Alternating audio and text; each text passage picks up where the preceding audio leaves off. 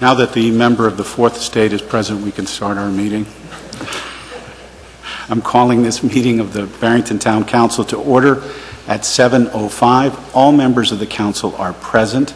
I would ask that you all stand for the Pledge of Allegiance, please.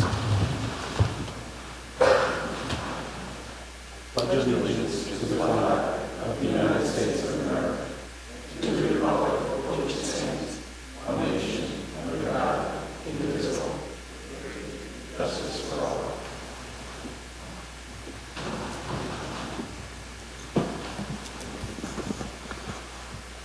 Thank you.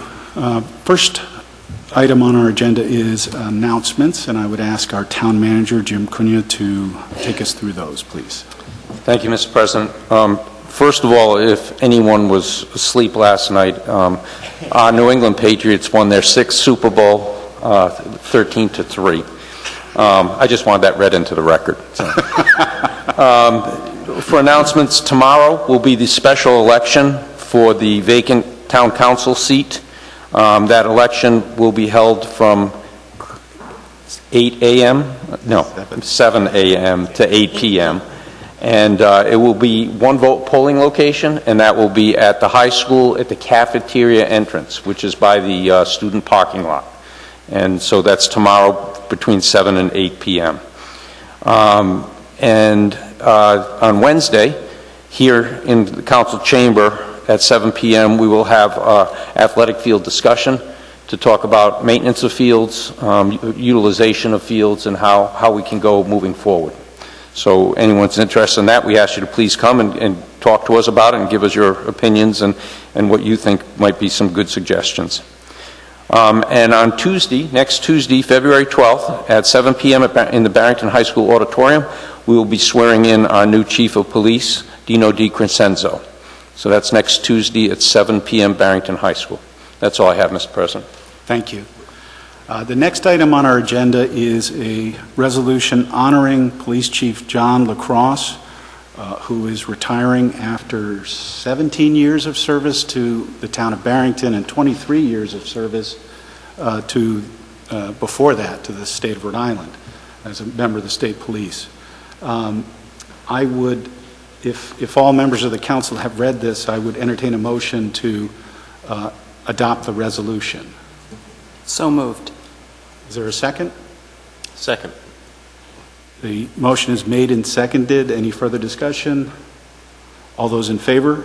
Aye. Aye. Any opposed? The motion carries. I would ask Chief LaCrosse and his wife Judy to come forward, please.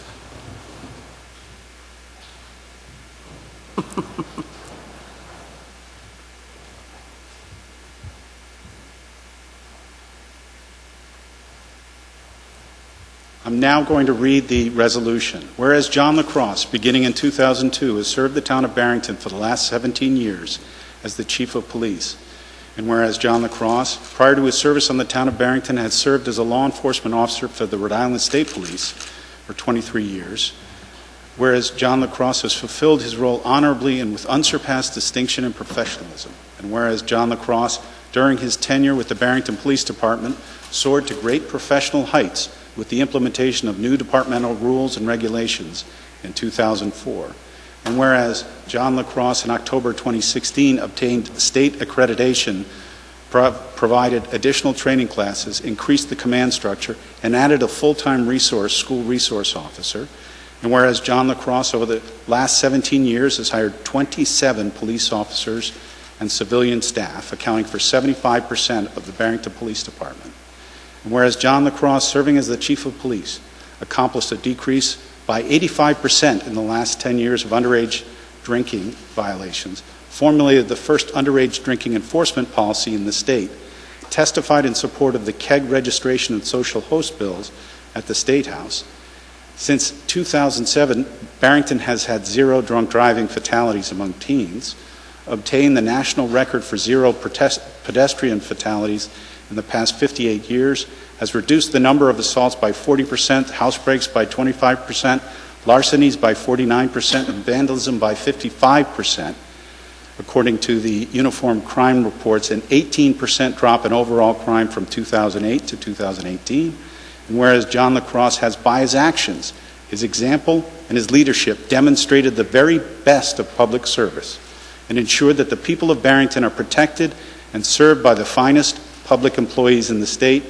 Now, therefore, be it resolved that the Honorable Town Council of the Town of Barrington, State of Rhode Island, and Providence Plantations, by virtue of the authority vested in them by the citizens of Barrington on their behalf and by these presents, extend to John M. LaCrosse their collective appreciation for a job well done and best wishes on a well-deserved retirement.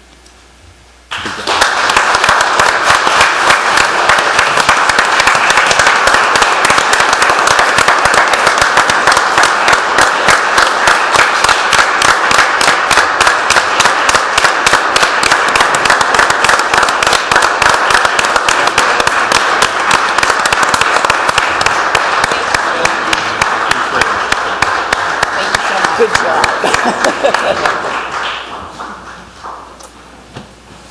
There's going to be plenty of time to roast John at a function that we're going to have. He's not aware that it's a roast, but we're working on that. But I thought it was worthwhile to mention that he, just one thing, growing up in the town of Barrington and then seeing the perspective of my son, just one example of this is when I was growing up, the police were something to be feared. You were always worried when you saw them, even as a high school student. It was not that kind of cordial relationship between the students and the police. And I know now from my son that when Chief LaCrosse goes into the schools, everyone says, "Hello, Chief, how are you doing?" The relationship with the Barrington police has improved. Among the many things that you heard read, that's just one example of how he has improved everything in the town of Barrington. And I know that he owes so much of it to his wife, Judy. So, thank you.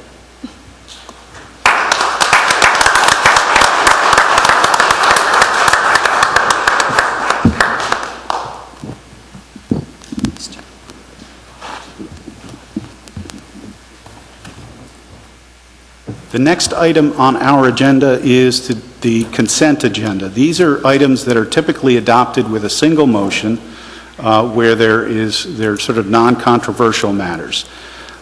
If anyone would like to have one of these matters considered separately and the request is for good cause, the item will be removed from the consent agenda. We'll vote on the remaining items and then consider that item those items in sequence. Does anyone have anything they would like to remove from the consent agenda? Anyone on the council? I would like to remove the January 23rd, 2019 minutes, please. Okay. Anything else? Anyone from the public like to remove anything from the consent agenda for separate discussion? Okay. Seeing then none, I will entertain a motion to approve the consent agenda with the exception of the January 23rd, 2019 minutes. So moved. Is there a second? Second. Made and seconded. All those in favor? Aye. Any opposed? And any abstentions? The motion carries. The next item is the January 23rd, 2019 minutes. On the, what page is it? The second page of the minutes.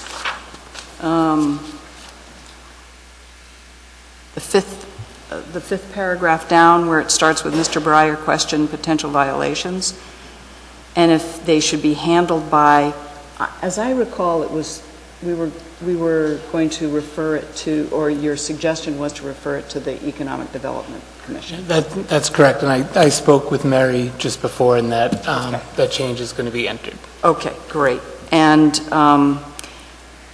I don't believe I said that passage of the plastic bag ban encouraged the public to speak up and contact a council member. I don't recall that, saying that.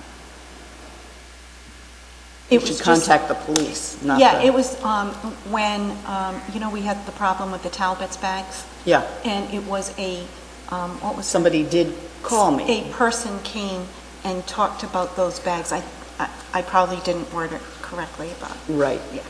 But in actual fact, anybody who sees a violation should report it to the police. and they follow up, because they're the enforcers. So with that said, You could amend that sentence to say, Mrs. Weymouth said that violations of the plastic bag ordinance should contact the police? I didn't say that, but, but I'm saying it now. No. Or do you want to strike that sentence? Yeah, strike it. Okay. And the other change was, do you have that change, Mary? The EDC yes, instead I of do. conservation. Thank you. EDC instead of conservation. Any other changes or corrections? That's it. Okay. I'll make a motion to accept the minutes of January 23rd, 2019, as amended. Second. Made and seconded. All those in favor? Aye. Aye. Any opposed? Motion carries.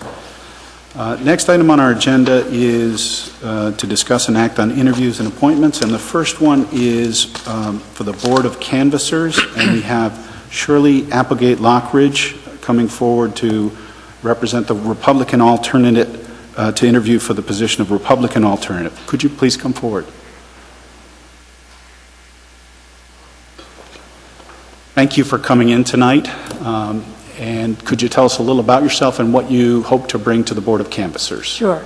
Good evening, and thank you, President Carroll and Vice President Weymouth, and members of the Council for considering my application for this appointment. My name is Shirley Applegate Lockridge. I've lived in Barrington since 2006. I'm an attorney, and I have a solo practice here in Barrington, which focuses primarily on business organization and business transactions. I also do a bit of estate planning and probate. I am admitted to the practice of law in the state of Rhode Island, the Commonwealth of Massachusetts, and the state of Indiana. Before I moved to Rhode Island, I was in the private practice of law for 30 years. I began my career as in-house counsel for a large corporation that was based in Indianapolis, and I stayed in that corporation for 15 years. And there I had the kinds of experience that most in-house counsel has, all kinds of things, but I did things that ranged from being the attorney for the employee credit union to overseeing international commercial matters throughout Europe, and many things that range between those things. After 15 years working for a corporation, I went into the private practice of law in Indianapolis. The one common thread that my professional experience causes me to offer to this potential appointment is that I've spent a lifetime, as most of my fellow attorneys do, figuring out what the law requires, what the regulations require, what the rules require, and then taking my clients by the hand and helping them to comply with those. I've also spent a good bit of time writing requirements into contracts, and some role in promulgating regulations and commenting on regulations and affecting legislation. Lastly, to this position, I would bring something that would be more joy to me, and that is that I have a lifetime of keen interest in the political process and deep respect for the political process. So I respectfully ask the council to approve my appointment to this position, and I'll be happy to answer any questions you may have. Thank you. Does anyone have any questions? Okay. Thank you very much for your willingness to serve.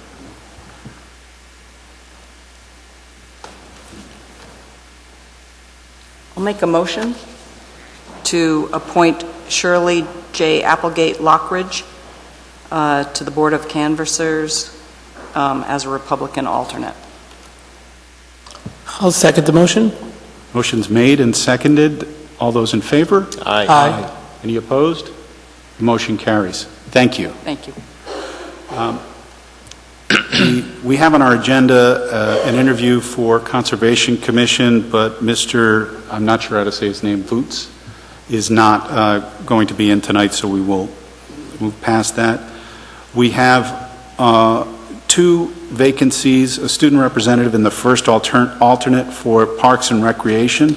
Let me say before we call up the student representative or Ms. Sieber, that we posted these in the Barrington Times and in the appropriate places, but it wasn't on the website for very long, I think just a few days, and we've heard some folks have an interest in this, so I'm going to recommend that we interview Ms. Sieber tonight, but hold off on making an appointment to see if anyone else would like to apply for the position, just so that we can be fair and make sure that the folks who want to have the chance to apply. But first I'd like to call up Hayden Zimmerman, the student representative applicant. Good evening, Hayden. Thanks for coming in. Can you tell us a little about yourself and what you hope to bring to Parks and Rec? Okay, thank you for having me here.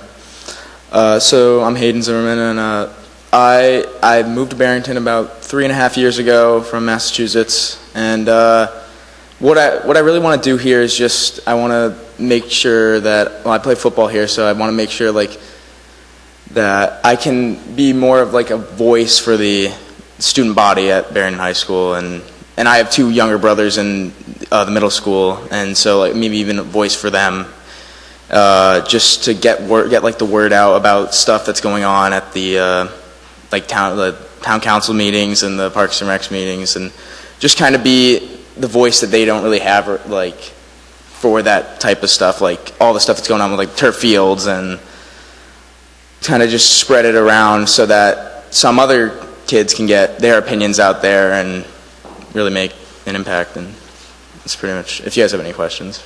Great.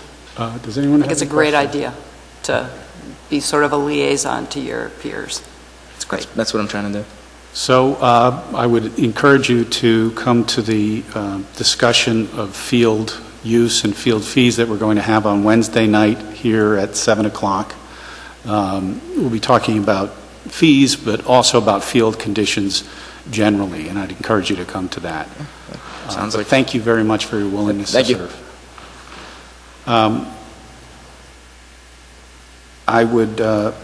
I think we should probably postpone that appointment too. I don't know that there'll be, I haven't heard of anyone else interested in it, but They were posted together. they were Makes posted sense together. to Yeah. wait on them. So we will vote on that next month, Hayden, and you don't need to come to that next meeting. We will certainly let you know what our decision is, but we appreciate your willingness to serve. I would ask that Elsie Sieber come forward, please. Resume copies, but I have a We couple. we your- actually have. We do. Yes. And am I saying your last name correctly? Yes, Siebert. Okay. Hi, good evening. My name is Elsie Siebert. I live in town with my husband and my 5-year-old daughter. 10 years ago, I drove to Barrington from Boston to visit my future in-laws, and I fell in love with the town. We came back as often as I needed an escape from the city. And 3 years ago, we bought our first home and left the city to Barrington. My husband never thought he'll come back to his hometown, but here we are.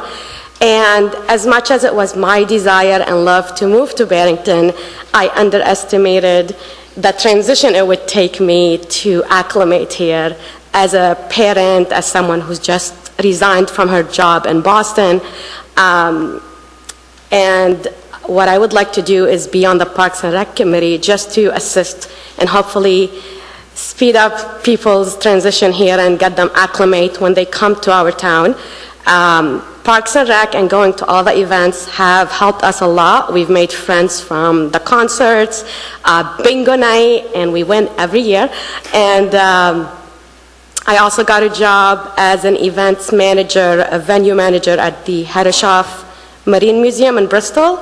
So it did bother me that I got to know Bristol before I got to know Barrington.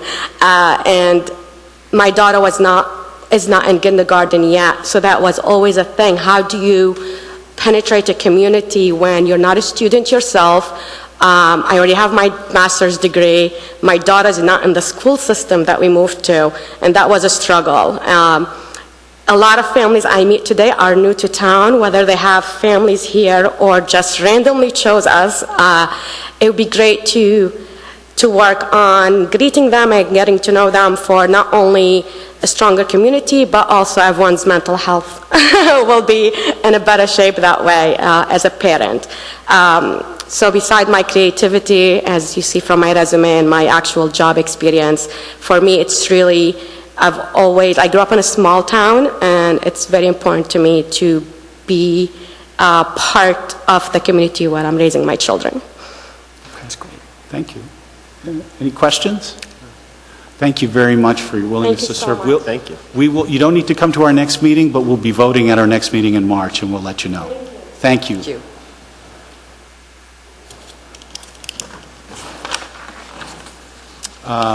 Next item for interviews, again, Mr. Voots, and he will not be here this evening, so we will put that off. The next item on our agenda is to discuss and act on the audit presentation. This is the audit that's conducted each year, and I would ask that the auditors come forward, please.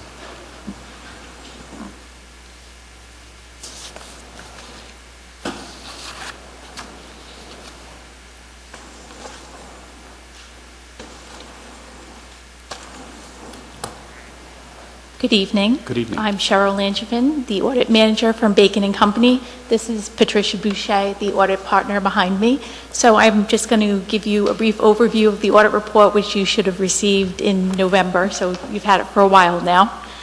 So I'll just quickly give you an overview, and then if you have any questions, you can just ask us. I don't know if you have your audit reports with you? You do? Okay. Pages 1 to 3 of the audit report is our opinion, which was unmodified this year. Pages 4 to 15 is management's discussion and analysis, which is written by the finance director, and it's kind of like an executive summary. So it kind of gives you a brief overview of the report before you get into all the details. Starting on pages 16 and 17 are the government-wide financial statements. So these financial statements are full accrual. They include all of the assets, the capital assets, the debt, the pension liabilities, the OPEB assets and liabilities of the town. The governmental activities net position was $35.9 million as of June 30th. Of that amount, $49.5 million was invested in capital assets, $4.6 million was restricted for various purposes, leaving an unrestricted deficit of $18.1 million. Business type activities, or the wastewater fund, ended the year with $17.5 million. Of that amount, $11.3 million was invested in capital assets and $6.2 million was unrestricted. Governmental activities increased your net position by $2.6 million last year, and business type activities increased the net position by $116,000.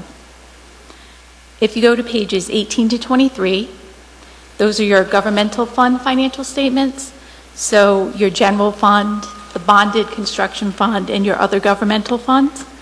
If you look at page 19, the governmental fund had a total fund balance of $21.6 million at June 30th. Of this amount, $19.6 million was unassigned. The bonded construction projects fund had a fund balance of $54.3 million, and all the other governmental funds had a fund balance of $7.8 million. If you go to page 22, the net change of the general fund balance in 2018 was $1.4 million. The bonded construction fund had a decrease in net position of $19.3 million, and the other governmental funds had an increase of $695,000. On pages 24 to 27 are your proprietary fund statements. The wastewater fund, which is basically the same information that's in the business type activities in the front on pages 16 and 17. Those are listed there, so the information is basically the same. And then you also have your internal service fund that had an unrestricted net position of $3 million at June 30th. On pages 28 and 29, the fiduciary fund statements that include the town's OPEB fund, the private purpose trust funds, and the agency funds. The OPEB fund had a net position of $12.6 million as of June 30th.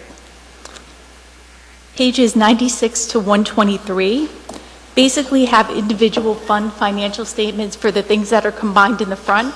So that other governmental funds column, the private purpose funds, and the agency funds are detailed in those back pages.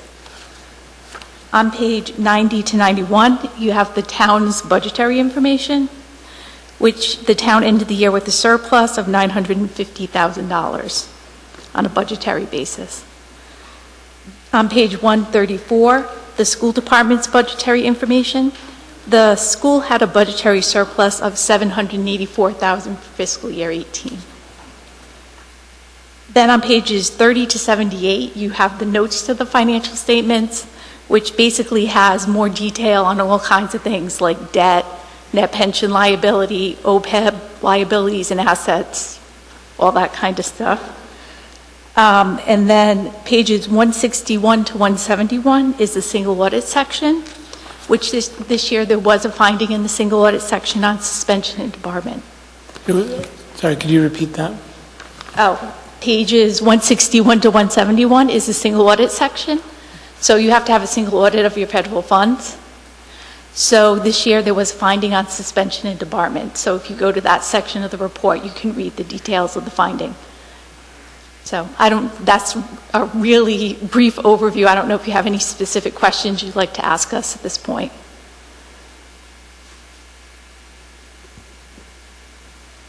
Questions?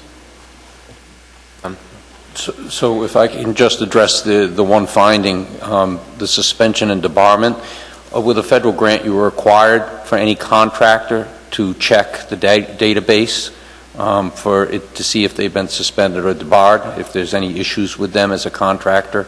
The Bay team and our CDBG grants, we had not been doing that, but both of those have since been corrected and won't be a problem in the future. Know if you have any other questions, you've had time to look it over. If you have any specific questions you'd like to ask us while we're here. No? Thank you very much. Thank you. Thank you.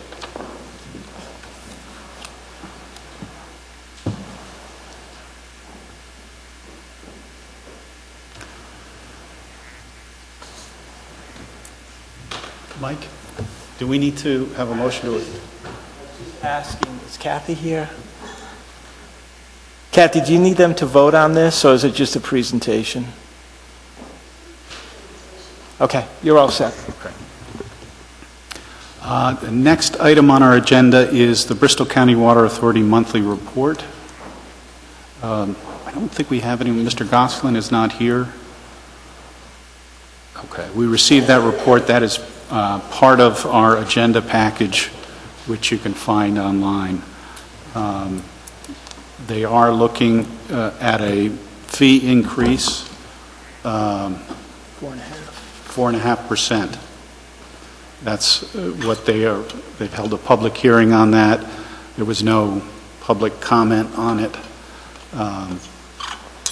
They're also working along with the meter replacement program is moving along. They've now got 41% of the customers on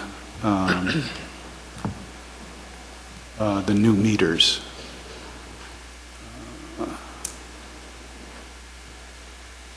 Okay, so the next item on the agenda is public comment.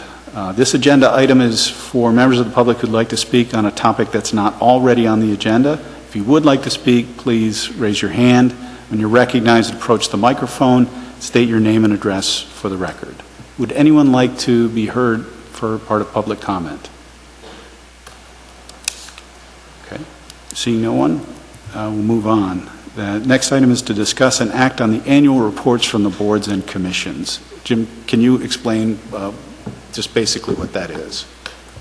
Beginning last year, we asked all the boards and commissions to give us a short annual report It talked about attendance of the members, their accomplishments for that particular year, and any support requirements they needed or may need from the council or from the municipal side of the government. We've received reports from all, with the exception of 2 committees, which will continue to pursue those reports. Viewing the reports, it seems that there's nothing outstanding that needs to be specifically addressed.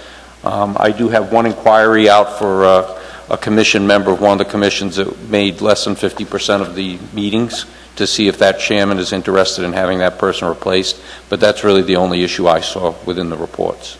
Okay. Does anyone else have any comments? I do. There were 2 reports, one from the Bay team and one from the Zoning Board of Appeals. I think the portion under Town Council and Administrative Requests for Support, I think both of these groups ask for something that I think we should put on a future agenda to discuss. The Bay team was for space. Yes, Because through 2 new state grants, they have to hire 2.5 positions, which I find a little bit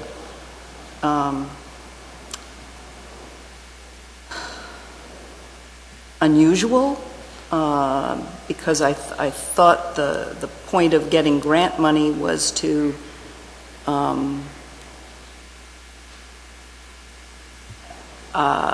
offset the amount of money that the town has been giving to them, and I don't see how getting more money to pay for 2.5 more positions is helpful. That was, and the zoning board has requested that we authorize a 3rd alternate, and that would mean obtaining state and town authorization. And I'm not sure if that's something we really feel the need for. I haven't attended enough zoning meetings since Peter left to understand the quorum issues. So I think both of those reports should be discussed further. I did have a discussion with the Bay team regarding the extra space they needed, and we were able to find temporary space for them down in the basement. Basically, they're part-timers that would be using conference tables and one open bay that we have down there. I'll have to get you the specifics on the grants, but as I understand it, that the grants require these bodies are part of the grant in the collection of the data for that specific grant. But I will be glad to get the council specific information on those grants and why. I've had discussions with the Bay team. They have formed a board that's overseeing them. Since they left town employment and became basically an independent entity, in my opinion, there's been a lack of oversight.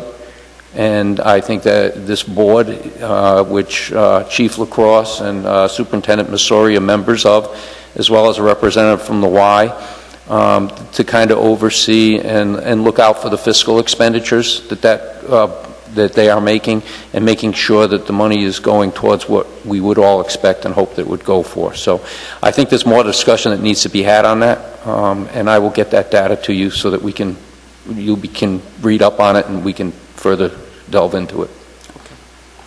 And also in that section, but in a different report from the planning board, the need for some assistance with minutes, and I assume it would be also preparing all the documentation in advance.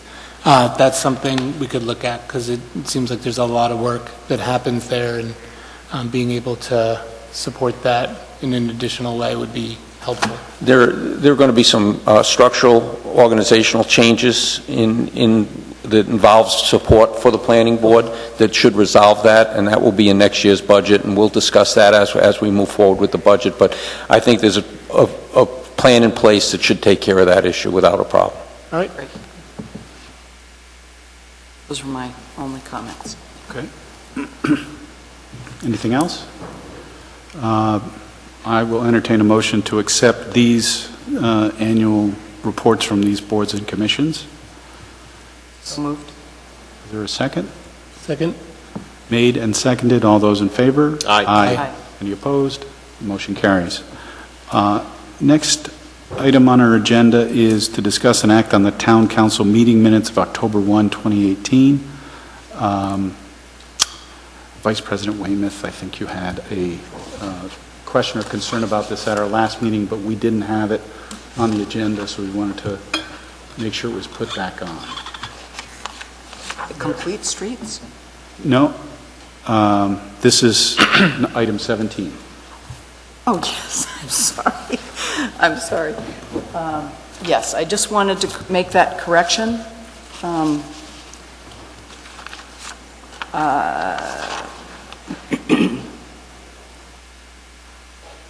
It was not the Medicaid program that I mentioned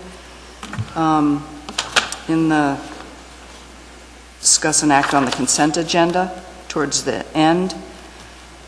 Mrs. Weymouth wanted the senior services monthly report removed to bring attention to the Medicare open enrollment period. And Mrs. Weymouth said that this is an opportunity for those to learn about the various programs associated with the Medicare program. Medicare, Not Medicaid. Medicare. Right. Okay. Twice Medicare. Right. That's it. Thank you. Okay. Anything else? Do we have a motion to adopt the minutes of the October, I'm sorry, what is that? First. October 1st meeting, 2018, as now corrected? So moved. So, second. Made and seconded. All those in favor? Aye. Any opposed? The motion carries. Next item is to discuss and act on complete streets, and our town planner, Phil Hervey, is going to take us through a presentation on this. What are complete streets, and what's the purpose of this? Thank you. I gotta put my eyeballs in, I won't be able to see that far. From time to time, the planning board reviews the comprehensive plan and brings forward various initiatives in that comprehensive plan. This is one of them. Another one that's coming up is rezoning the George Street area to agricultural rural zoning that better reflects the land use intent of that area. And that will be coming up pretty soon as far as like asking to schedule a public hearing on the rezoning and that kind of thing. And this initiative, which was discussed in recent months, is the Complete Streets action or recommendation and the circulation element. The Complete Streets, according to Smart Growth America, are designed and operated to enable safe access for all users, including pedestrians, bicyclists, motorists, and transit riders of all ages and abilities. They make it easy to cross the street, walk to shops, and bike to work. Complete Street policies direct their transportation planners. This is how it operates, and towns adopt these ordinances and policies. They direct their transportation planners and engineers to routinely design and operate the entire right-of-way to enable safe access for all users, regardless of age, ability, or mode of transportation. A lot of these projects really are not, it doesn't take a lot to really make a big difference. The top example is a crosswalk that, I'm not sure where this was, but you can see a faded crosswalk over a pretty wide expanse of pavement. And the change was to install a center kind of pedestrian refuge with bollards and a stamped patterned concrete walkway and stripes across to make it much more safe. The bottom one is a more of aggressive end of complete streets, where they have a wide boulevard with center turn lanes. That became a planted median that provides pedestrians a chance to take a break after they run across a couple lanes, look the other way, and then make the crossing safely. And you're talking about bike infrastructure, bike lanes, bike racks, and much better crosswalks. And the bottom right one is Wood Avenue, which was part of the streetscape improvement project, where we added sidewalks on both sides of the street. They had no sidewalks before the streetscape project, and the bike symbol in the street is called a sharrow, which encourages people to take the connecting bike path, that bike path connector that goes down to Waseca at Wood Avenue, and keep crossing, bring it over close to town halls and improve the connection to town hall. That was the idea with that.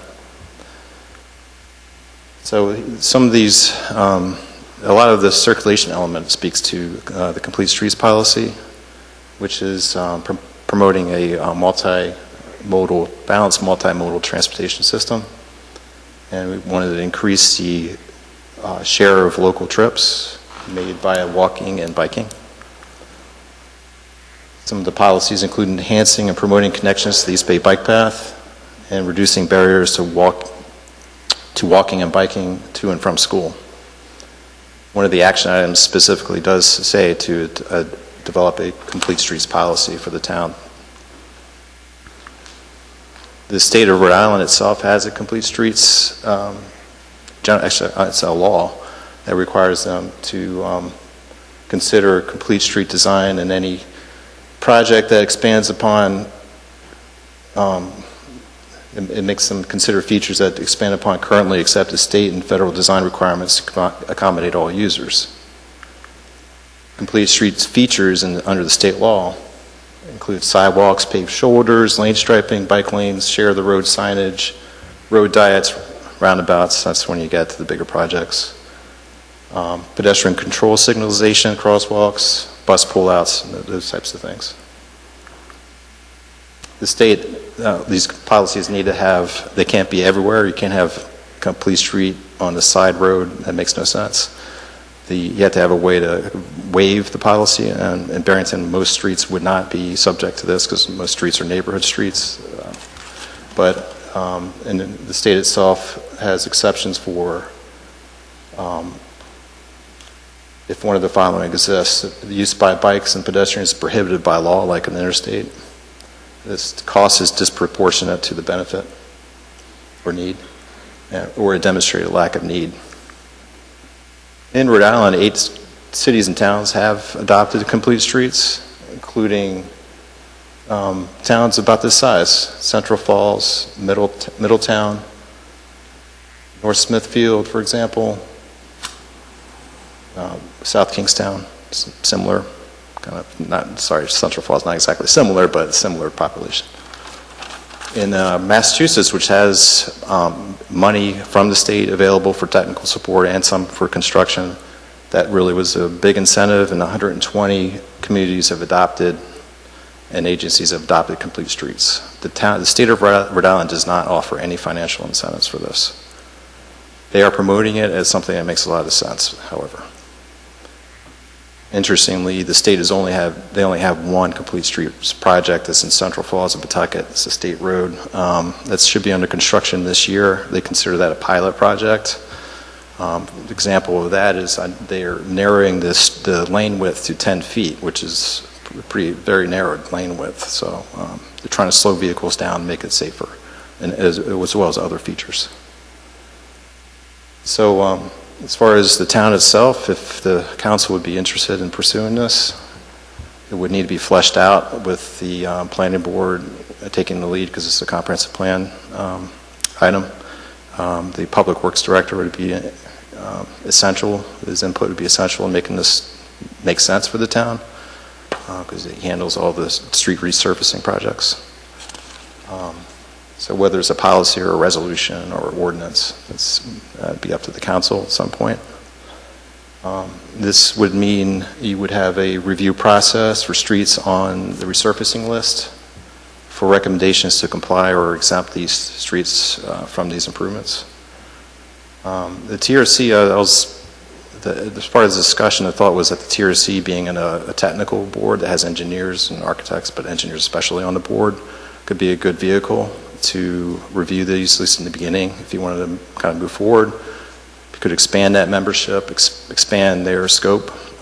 Council could appoint, you could change it so that the council appoints members that are members of the community, or you could broaden it. And the TRC itself has had their workload lightened, especially with the changes in the sign approval process. We're able to approve a lot of that administratively. The TRC only met 5 times last year. So some of the important things, you need an inventory of what we have as far as sidewalks and bicycle facilities, which we're already pretty much mapped out with the comprehensive plan. You need to link these projects, complete street projects, with long-term plans. Do you want to see a sidewalk in this area? Is this a sidewalk priority area? Is this a street that you want to put a bike lane in because, you know, it makes sense as far as like school, a nearby school, that kind of thing. It also makes sense to tie it in with the trail plan, the trail planning that the new trail committee is looking at doing.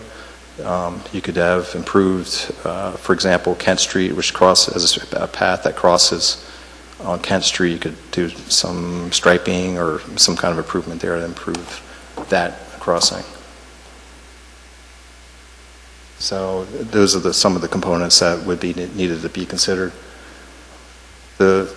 So there's some drawbacks. If you consider those drawbacks, they do extend the review time. It slows down. You can't just put a whole resurfacing list out. I know Alan's concerned about that. It does include more engineering costs.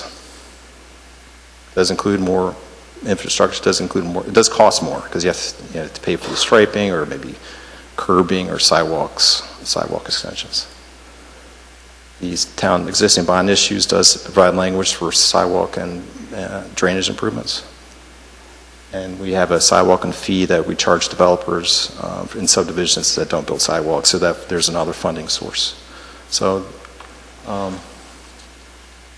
upcoming, it's hard to see that table, but there's several state roads that are on the tip that are hopefully will be reviewed as far as the complete streets concept. Route 114, Wampanoag Trail to Federal Road, which is that's on the tip. Coming up, one county road between Federal Road and Barrington River Bridge. That's our village center. That's a resurfacing project coming up in a few years, $2.2 million. And Route 103 Willett Avenue is also on the tip. Just want to give an example of some of these state roads. This is within that resurfacing project, that first one I mentioned. The White Church Bridge intersection, where you have a lot of kids crossing, especially from the high school and middle school to get back to the Hampton Meadows. Love to see that, see them address that. There's our village center. County road right through the middle there. There's some right of way to play with. See my change as far as the state project. And on 103, you have a sidewalk that just ends right around that circle. Can they extend that sidewalk? Can the states extend that sidewalk as we had hoped? We've asked them to before. Can they extend that sidewalk down further so it connects up with the neighborhoods? Local roads include. You see some opportunities include Bay Spring Avenue, especially with the commercial component, and also the bike path crossing. Maple Avenue on the closer as you get toward Middle Highway. You have a pretty beat up sidewalk. There's Metropolitan Park Drive at the bike path. It's a wide street that goes all the way to becomes Narragansett Avenue, which also takes you up to a park. There's that Kent Street crossing that I mentioned before. And that's it. So the planning board had discussed it. They wanted to bring it to the council and see if you're interested in fleshing out some policy or ordinance that would work for the town. If we had a policy for complete streets in place, when the state roads come up whenever they get to the top of the line, how would that work in terms of putting in those elements of complete streets? Would it be on the town to have the state do it? Would we do it at the same time? The state would have to agree to these improvements. And we met with them on the Nayat Road resurfacing project, and they included reconstruction of the sidewalk up to Broadview. I don't think that was considered a complete streets project. They're rebuilding a beat-up sidewalk, but that was included. So I think the town would have to force the issue as they bring forward plans at various stages in design, at the very beginning, really, because you want to catch that at the beginning. Yeah, particularly at the White Church intersection, if that's Right. going to be repaved, it can be. I like the idea of it because I think sidewalks and the streets and which streets are going to get paved and by whom and when has always been a mystery to certainly the citizens, but also to us. And I think by bringing in the TRC and other volunteers from the community, it kind of would help open the door to understanding development of especially safety features and sidewalks. Just make it a little more transparent. So I like the idea of it. So to follow up on what Jacob said, it looks like there was already there's a state law that requires the state in doing construction projects to adhere to these complete street principles. So on the state roads, shouldn't they be doing that already?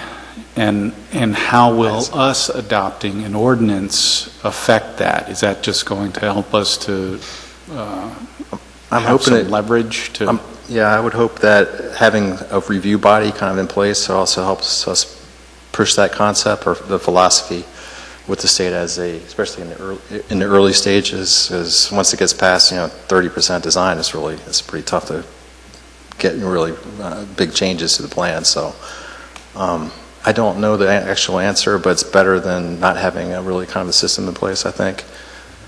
And certainly we can't adhere, we wouldn't be, there's nothing that covers our private streets, our local roads right now, and you're suggesting we explore this.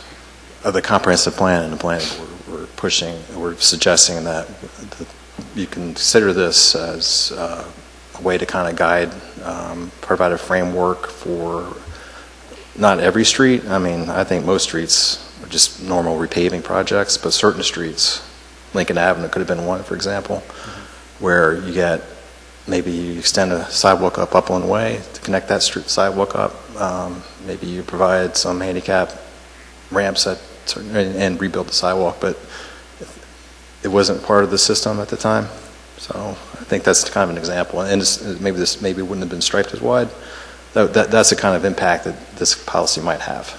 Okay. And so that I understand it, we're just being asked to refer this for further exploration to the Department of Public Works, the Planning Board, Planning Department, and the TRC to kind of give us feedback on their views, and this is sort of an introduction to it. Really kind of flesh it out and bring it back at another time for consideration for a public hearing and adoption.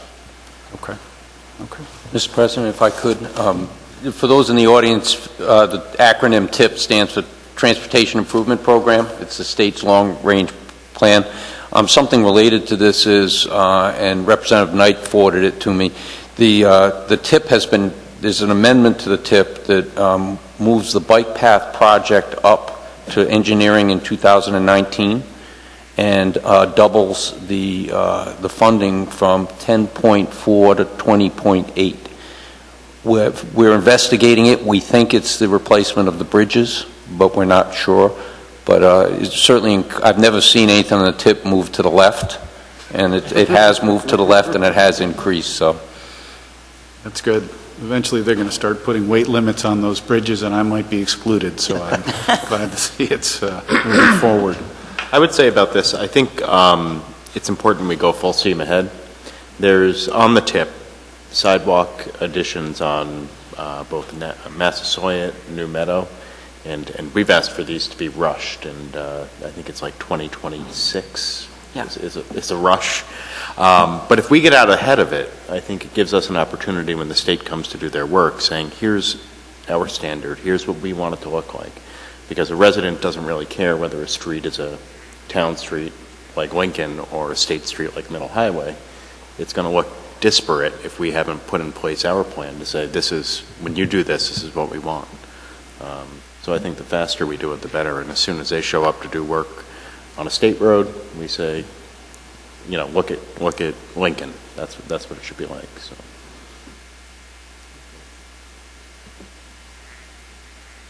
We need to make a motion.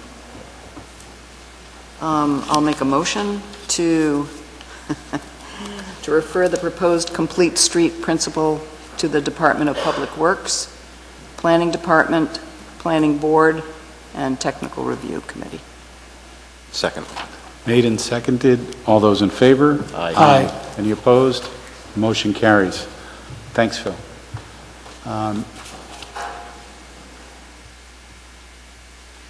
So the next item on our agenda is to discuss and act on the federal government shutdown.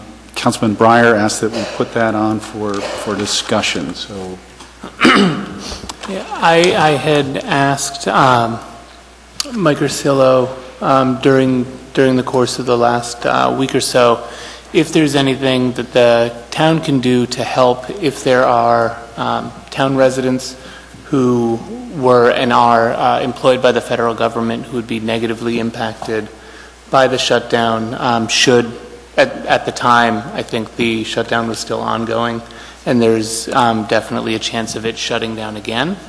And I just feel like if there is a way that we can help, we should. And the idea that I had was a potential paycheck replacement interest-free loan for the duration of the shutdown, so that our residents who are not receiving a paycheck from the federal government can receive it from the town until they're able to return to getting their normal paycheck and start to pay that back.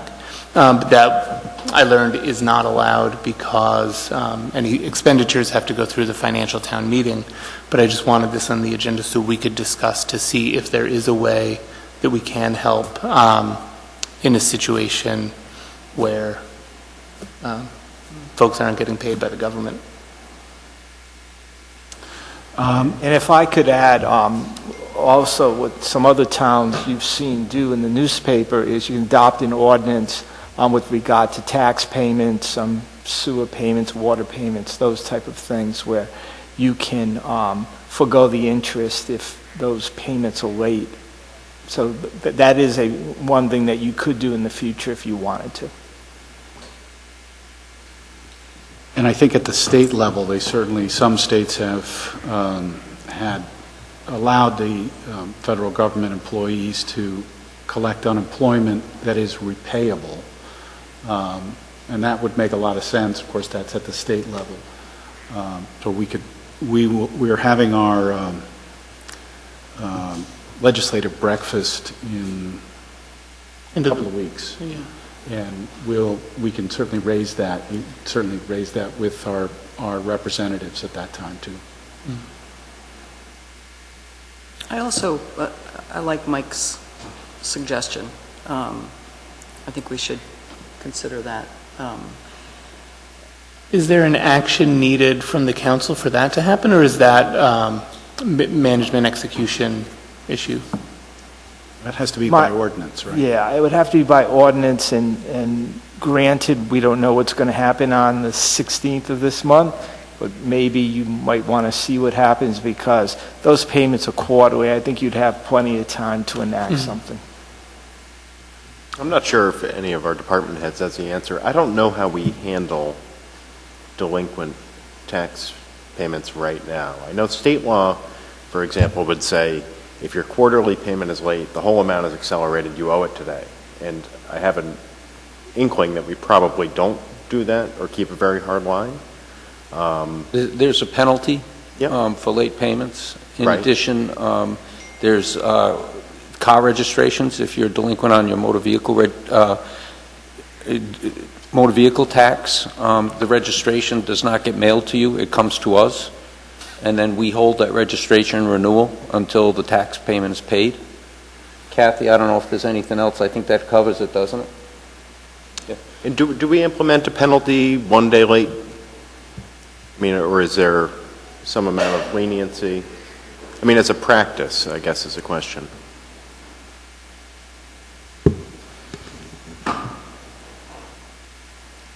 Taxes are due on the 30th of the quarter, as long as it's a weekday. If not, it's due the previous weekday before that. Interest accrues after the 30th. All right, so day one. On a daily basis. Day one. Yeah. I mean, you have the whole month to pay. After the 30th, it becomes delinquent. Okay. And do we accelerate people's taxes, the other quarterly installments, when they miss, say, the first one? If they miss the first quarter, interest would start accruing on that payment. Right, but we don't tell them your entire year's tax payment is due. No, we do that with motor vehicles because it's the same people all the time usually that will not pay the motor vehicles until the registrations do come up. So for the motor vehicle tax, if they are delinquent, we do request them to pay it in full. But we do not do that for real estate. Thanks. You're welcome. Okay. I guess we can explore that at our next meeting. Anything else on that? We have a lot left on our agenda in terms of bids and public hearings. We have a number of folks here, it looks like, interested in the public hearings. So is there a problem with us reshuffling our agenda to do the bids after the public hearings? Okay. Unless there's any objection, I'll move the public hearings forward, and we'll come back to the bids on for the fire department and the police department. Okay. Item 21 is to discuss and act on ordinances. And the first one is an introduction of an ordinance, which is an amendment to Chapter 63, BYOB establishments. A few months ago, we got a complaint from a business owner who noticed that someone was offering BYOB in their place and did not have a liquor license. We do not have an ordinance on that currently, so our Economic Development Committee looked into that, made a proposal, and with some changes through our solicitor's office, we have prepared this, but we're only introducing it tonight. We won't hold the public hearing. I'll make a motion to introduce ordinance 2019-6, amendment to Chapter 63, alcoholic licenses, Article 5, BYOB licenses, and to schedule a public hearing for March 4th, 2019. Second. Motion's made and seconded. Any further discussion? All those in favor? Aye. Aye opposed? And the motion carries. The next item on our agenda is a series of public hearings. The first one is an amendment to Chapter 148, Public Waters. This is something that came before us several months ago involving a number of changes to the harbor management plan, with CRMC making some suggestions and then modifying it again. I'm now opening the public hearing into Ordinance 2019-1, Amendment to Chapter 148, Public Waters. Would anyone from the public like to be heard on that? Please come forward, our Harbor Master.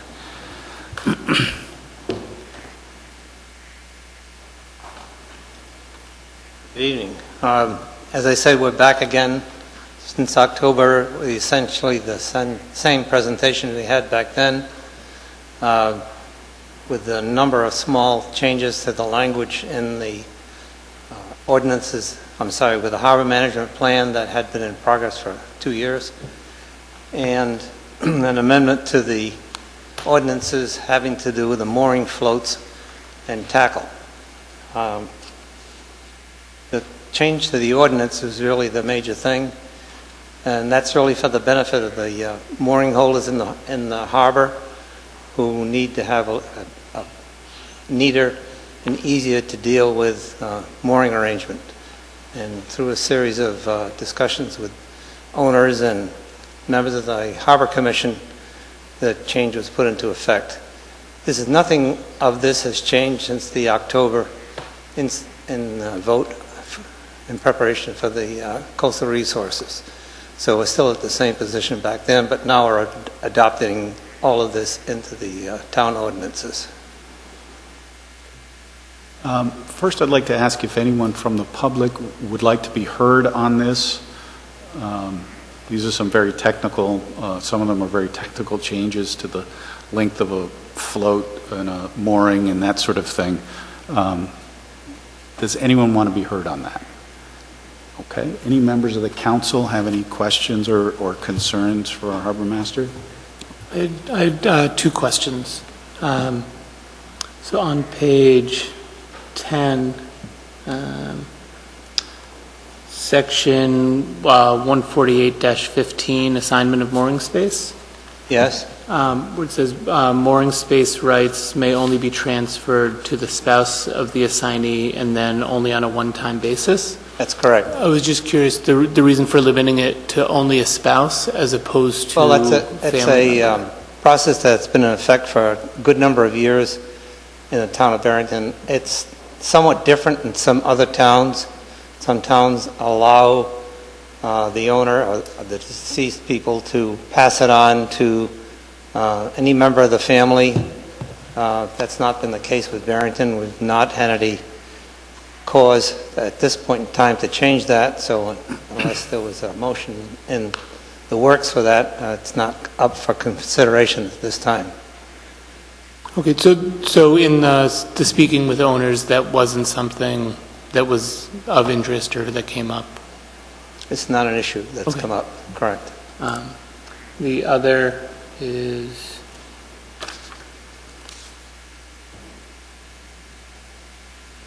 Actually, just the one question. Okay.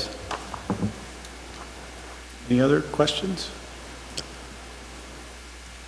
I'll make a motion to adopt ordinance 2019-1, an amendment to chapter 148, public waters, as presented. Is that the right?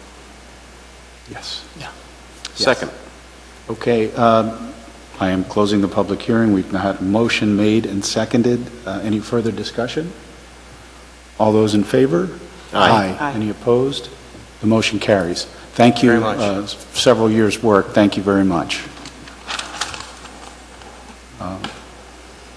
Next public hearing is an ordinance relating to taxation. This is ordinance 2019-3, an ordinance amendment to Chapter 169, taxation, elderly and totally disabled. I am opening the public hearing.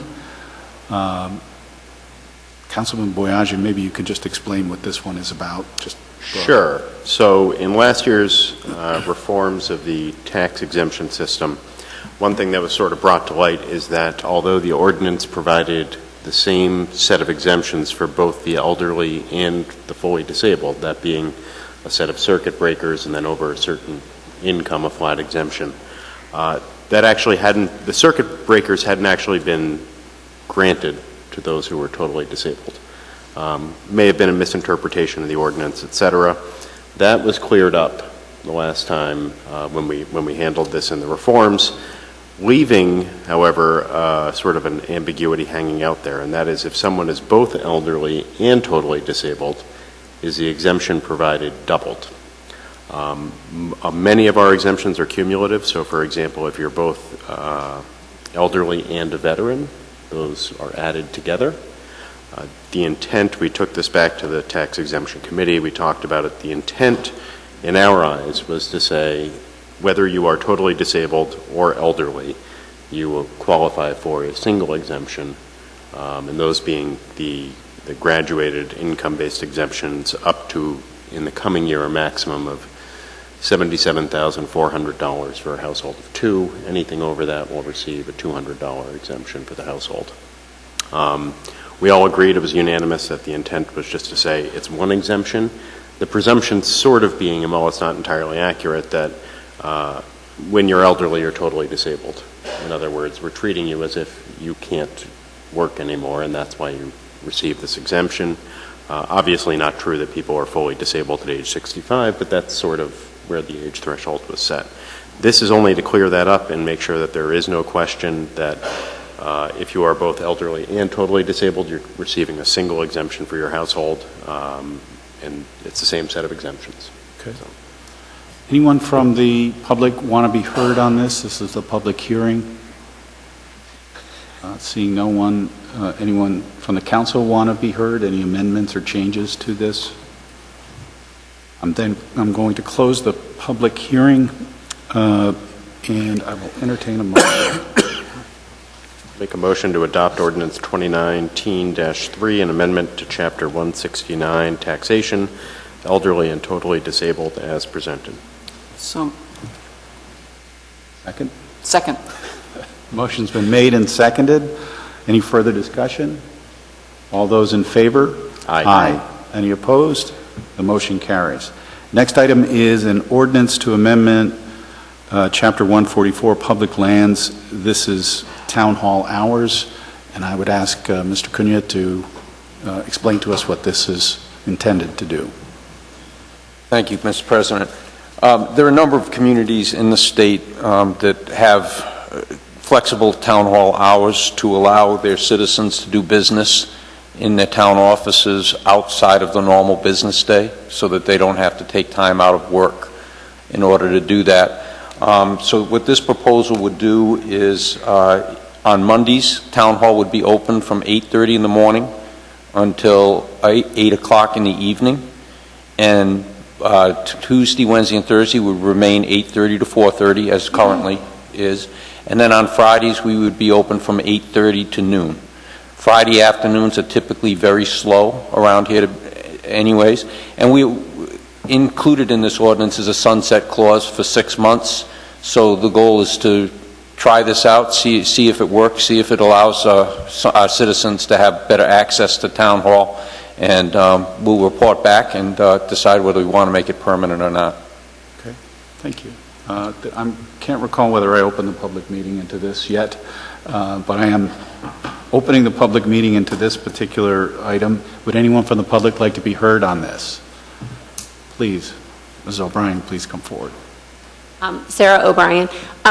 I just have a comment. I think it's a fabulous idea. As a Board of Canvassers member, there was feedback from some people before the election who had not gotten their mail ballot thing processed. They didn't realize that they could do it that way, and they work in Boston, and they were like, what do you mean I can vote early? But wait, no, I can't get here by 4:30. You know, when we were knocking on doors, there were people that were talking about accessibility to that, and liking the idea of potentially being able to come and come and vote early potentially if they were going to be out of town or whatever, but then concerned about the closing time. So the idea that there would be one night a week that would be available later for all kinds of things, I think is a great idea. Obviously, I'm hoping and assuming it's not horrible for staff, but I think that the payoff of Friday afternoon will help. But I think that for the public, the access issue would be great, because we do have a lot of people who commute long distances or travel for work. Or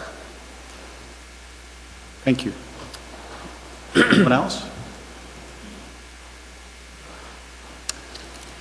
I'll make a... So the sunset clause of 6 months puts it at August 4th.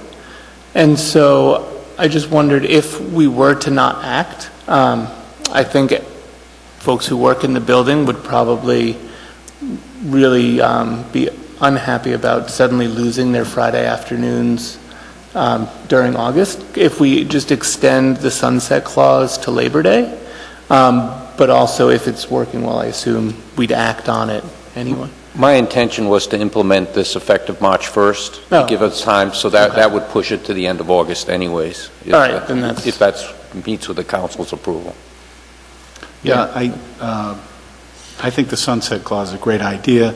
It's one of these things where it sounds like a great idea, and I think it probably will be.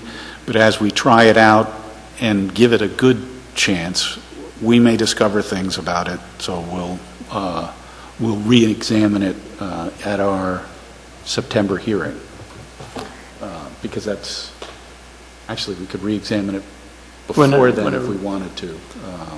Yes. Then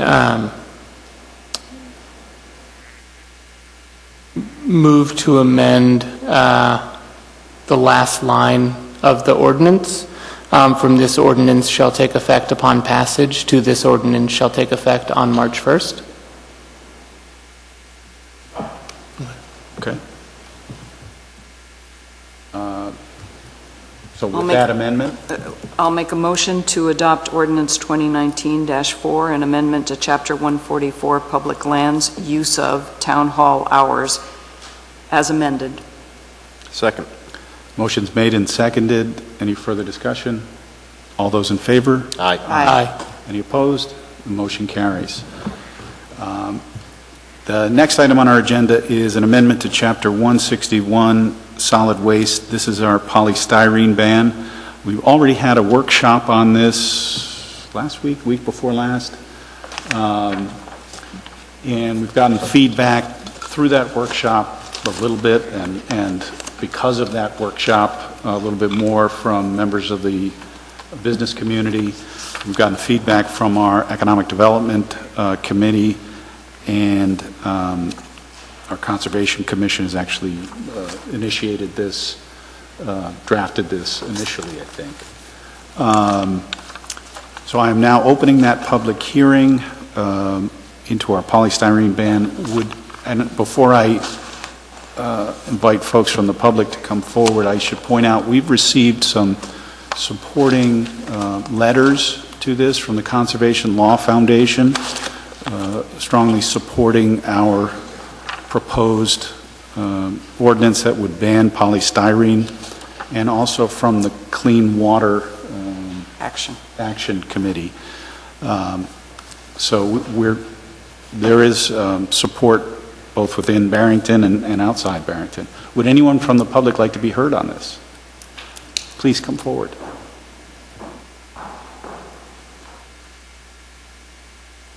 Hi, Amy O'Donnell, 124 Ferry Lane. I am in support of the polystyrene ban, and I am incredibly proud that Barrington is leading on this. When I moved to Barrington, it was when we were starting to do the ban on plastics.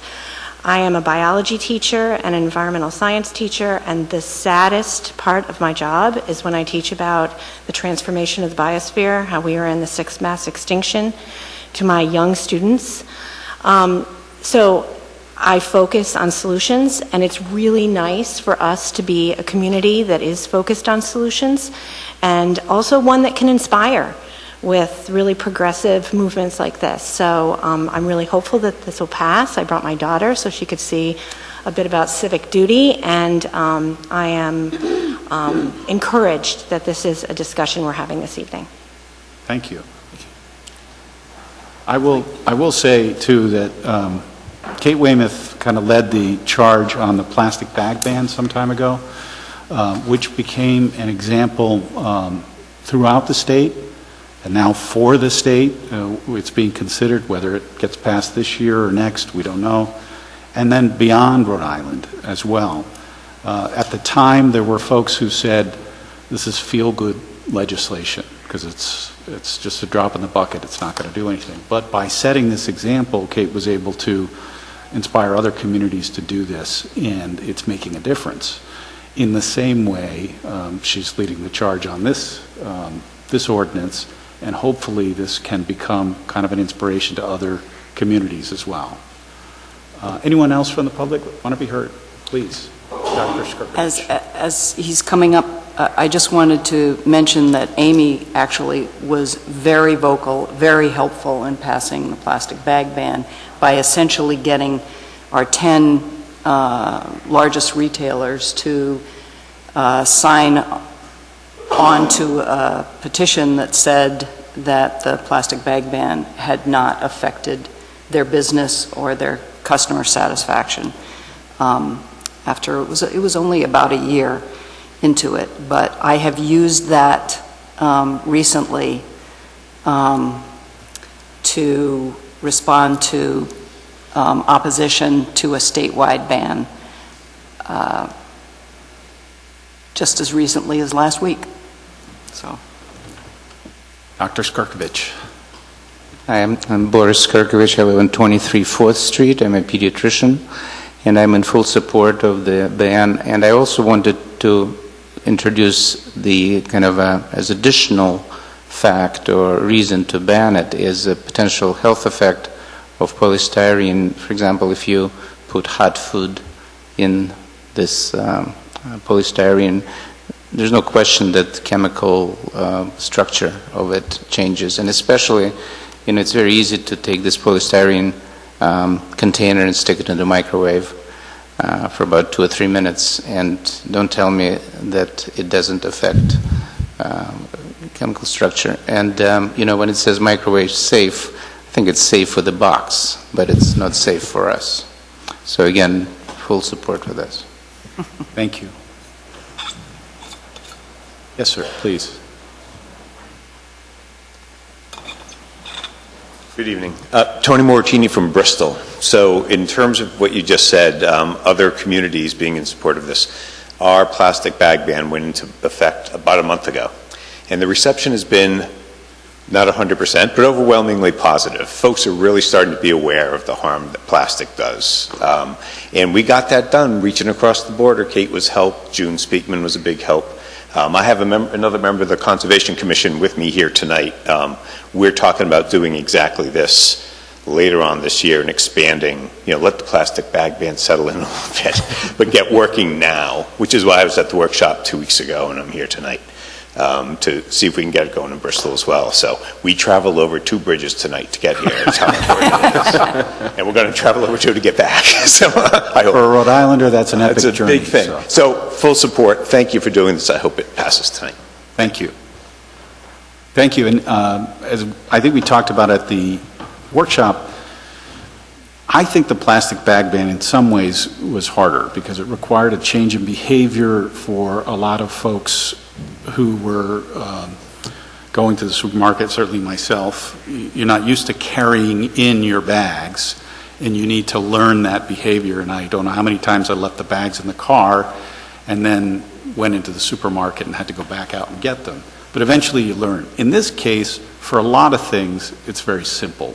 You go to the supermarket to buy paper goods for the party, and the styrofoam cups aren't there, and you're not going to miss them at all. You just get the hot cups, paper cups. I don't think it's going to, in some ways, I don't think it's going to be more difficult. It is going to require an adjustment for businesses, but it seems like they're ready to do that. Anyone else? Please come forward. Dr. Doros. Hi, my name is Carol Doros, 23 4th Street. I'm very much in favor of the ban. I think, the harmful effects to the environment and to humans are well recognized by the people who are here. I do have a question just in terms of, because and I didn't go to the workshop, I apologize. So this may be information that is available somewhere else. But in instituting the ban, what does that mean, actually? Because things like yogurt cups that are sold in the grocery store contain it. It's so pervasive. I just was wondering exactly what it meant to have the ban. It is only, it only applies to, what is the term? It's not organizations, it's not establishments. Food that is packaged in Barrington. But it's wider than that. I should have given the statement. Food and retail establishments that provide food for human consumption. It's food serviceware. It isn't anything that is packaged outside of the town and comes in having to do with food, and that was one of the, that will be, that's allowable. I mean, we can't, prevent yogurt from being sold in stores, but, and it was your point, I think, somebody's point about, and that's how we amended it. That was the amendment we made, that it has to do with food. Right. Right. Initially, it said goods packaged outside of town would be exempt, but the intention is that food packaged outside of town is exempt. So if you go to the market, any of the foods that you typically buy that are packaged from out of town, Dole, makes their, or Dannon makes their yogurt, sends it to Shaw's, you buy it at Shaw's, and that's not going to change. But food that's packaged at a market needs to be packaged in environmentally friendly packaging. So we can't tell Purdue not to put their chicken on foam trays, but we can prevent Shaw's from packaging their meat in the store in Barrington and selling it on foam trays. Okay, great. And Thanks. if I'm correct, as a consumer, we can't go to an establishment in Barrington and purchase trays for our own use either. Correct. Right. So packages of styrofoam cups can't be sold in Barrington, for example. Okay. All right, good. Thank you. Thanks for the clarification. Yes, sir.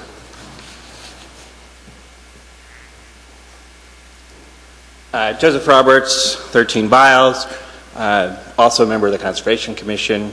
I think I've been on the Conservation Commission for 7 or 8 years now, and I would say that our two most important things that we have done since I have been on the Commission is the plastic bag ban and now this.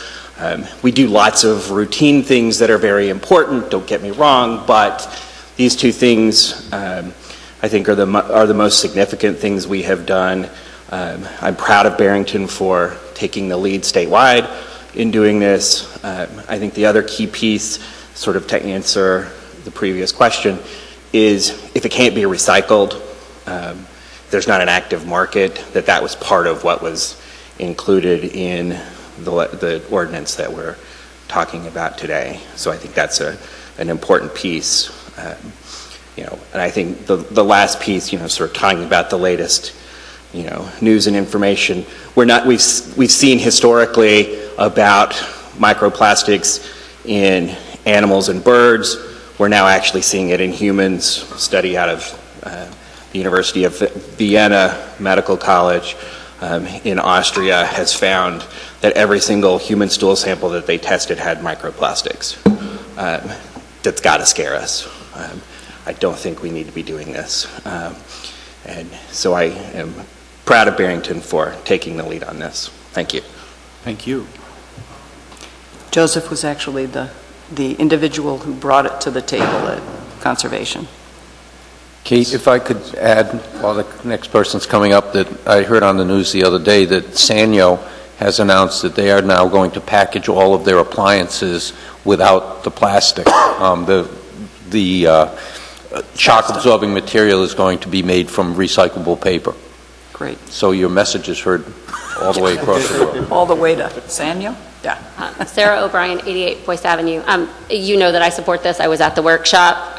My latest computer I just bought from HP actually was all cardboard internal, no polystyrene at all. I just had a quick question and clarification. During the workshop, there was a discussion and a little bit of back and forth about whether we could say that Shaw's couldn't sell cup of noodles and Eggland's Best Eggs and, in styrofoam packaging. And there was sort of a back and forth about that. And I'm encouraging that direction, and I know that I shared some information with you all about other places that have included that. Maui County, where I grew up, has that in their ban that just went into effect December 1st. There is no more cup of noodles being sold on the island because unless cup of noodles comes up with a paper cup instead, they're not going to do that anymore. So my question was, whether we feel like, whether you decided to include that or not. And bravo for whatever you did decide, because I think this is going to be really, really great. I got that same inquiry from Tony Moratini, and I suggested to him that we pass this, and when they pass it in Bristol, they can make it stronger. As I said, one of the things that was great about our plastic bag ban is it didn't just impact plastic bags from Barrington. It set a tone and set an example, and a lot of people adopted it. I think we want to make things easier to adopt rather than harder. We don't have the buying power to say to Purdue, you can't do that anymore. They're not going to listen to us. So it would effectively mean that Shaw's can't sell a number of products, and that is done in some places. San Francisco, I believe, and Maui County. But San Francisco has more people than us, and they have a louder voice.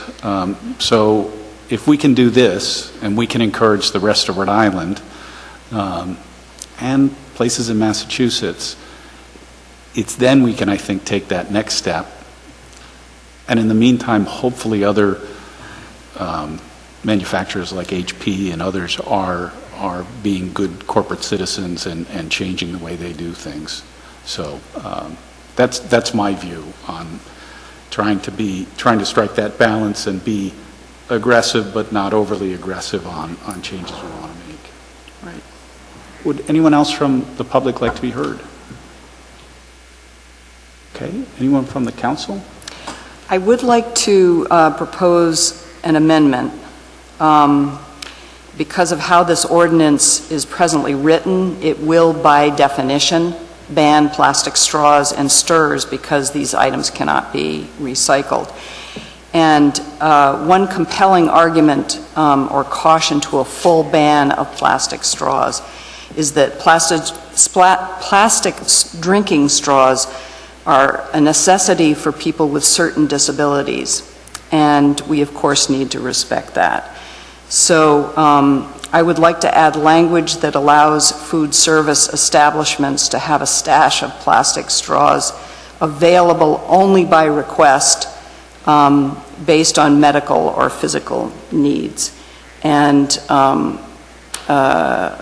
someone from the public sent us, and I think it's New York City's ban on plastic straws has that language. I know stash isn't a real good.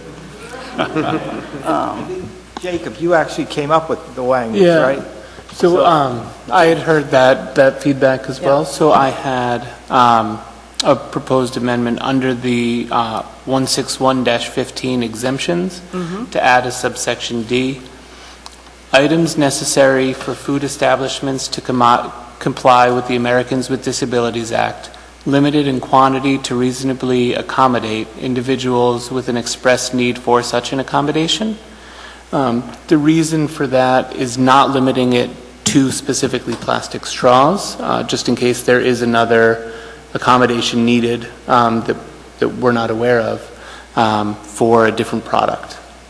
And then also, as technology moves forward, as more places are passing this ban, hopefully a company is going to come up with a really similar straw that's just like a plastic straw, but compostable or recyclable, that a person with a disability can use, and we don't want to have expressly allowed plastic straws when a perfectly good alternative is available.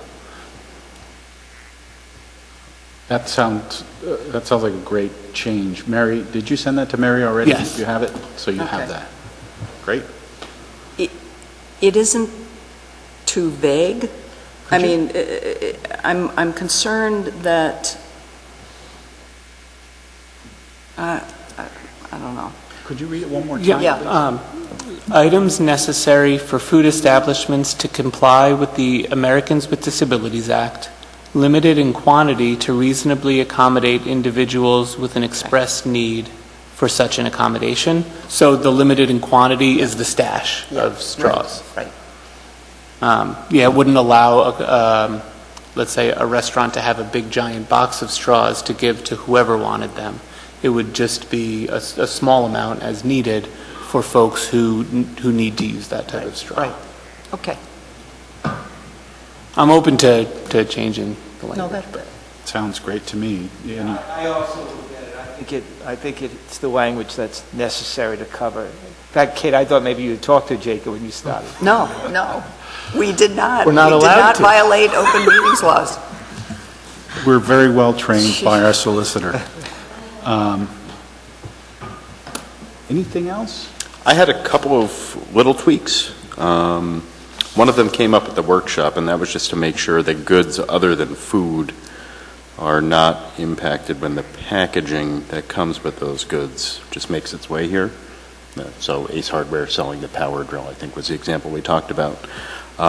So that change I would stick in 161.14C.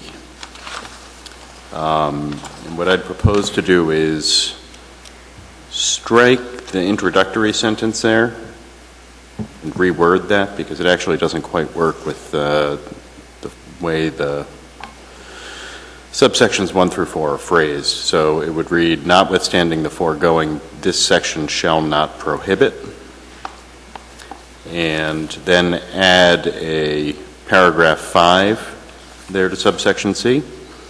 Paragraph 5 would say the sale of goods packaged outside of the town that are packaged in packing materials which are wholly incidental to the goods sold, provided that such goods are not repackaged within the town. I think that covers the things you find on the shelves that might come in a styrofoam or what have you.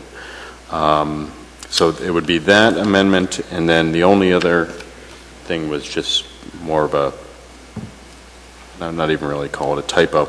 In 161.15C, after the word any where it starts, say person or establishment.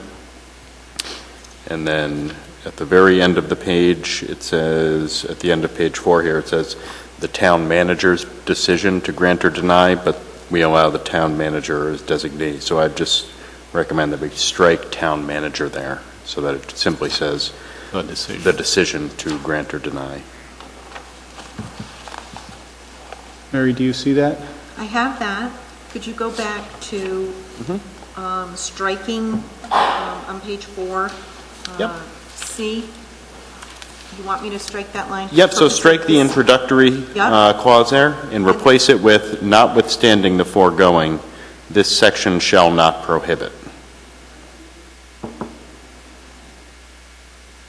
And I say that because all the other clauses following there are verbs, right? So instead of saying packing material shall not include, what it's really, I think, trying to say is these things are not prohibited. Okay, and can you repeat number 5, the sale of goods? The sale of goods packaged outside of the town that are packaged in packing materials, that's a capital P and M, that's a defined term. That are packaged in packing materials. In packing materials. Yeah. Which are wholly incidental to the goods sold, provided that such goods are not repackaged within the town.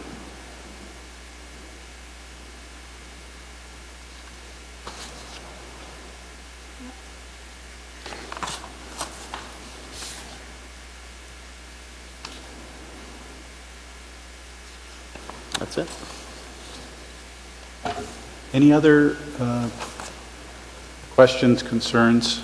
Anybody from the public? Okay, I'm closing the public hearing, and I'm going to make a brief statement just so that it's on the record for people in the town who might watch this and who are not here tonight. As I'm sure most of you know, 6 years ago, Barrington passed the second single-use plastic bag ban in New England after Westport, Connecticut. Since then, 10 other towns in Rhode Island have passed bans based on our amended 2016 ordinance. Meanwhile, Neighboring Massachusetts has passed 91 plastic bag bans and 31 polystyrene bans for a total of 122 single-use plastic bans. If anyone doubts the critical need to reduce single-use plastics, you must be blind to the level of toxic plastic pollution in our oceans, on land, in our landfills, and in ourselves. Just this morning, I took an hour's walk with my friend Rita, who's sitting in the audience, and decided to collect a small portion of the litter lying alongside the path. With the exception of one glass nip bottle and one beer can, the rest is plastic, including the worst kind being shiny mylar that is attractive to birds and sea mammals. Imagine my joy turning to horror watching the celebration last night as the Pats won the Super Bowl and seeing thousands of long strips of mylar in the confetti raining down on the victors. At any rate, when our own Conservation Commission brought forward an ordinance to reduce polystyrene food serviceware and packaging, including what we know as styrofoam, I was all in. Between the time we sent the ordinance to our Economic Development Commission for review and held the workshop, which they recommended to help explain the law, we realized that it was unfair to place the burden of change on food service businesses alone, and that the change should be reflected throughout Barrington to include any operation that provides food for human consumption. Therefore, the town of Barrington, its public and private schools, clubs, organizations, food trucks, houses of worship, and even events held on town property will need to comply.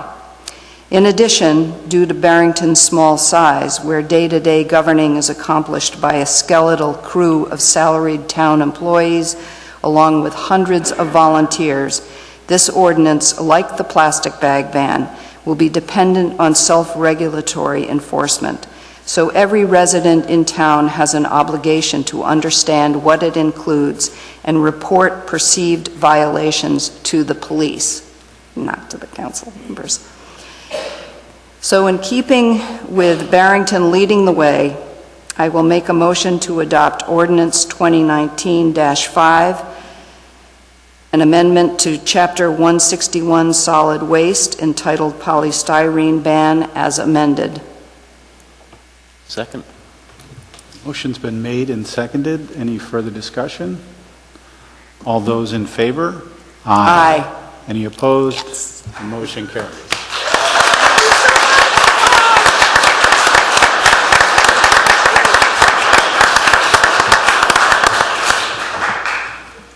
I'm going to my last legislative, no, it's actually the big group of the governors tackle plastics, and I intend to make this announcement there. Thank you all for coming. Thank you all supporting for supporting this, and thanks, Kate. The next item on our agenda, we will go back to item 20 to discuss and act on bids. The first is for the fire department. This is the chief's. I have looked at this. There is a very thick set of specs associated with this this fire truck. Chief. Good evening.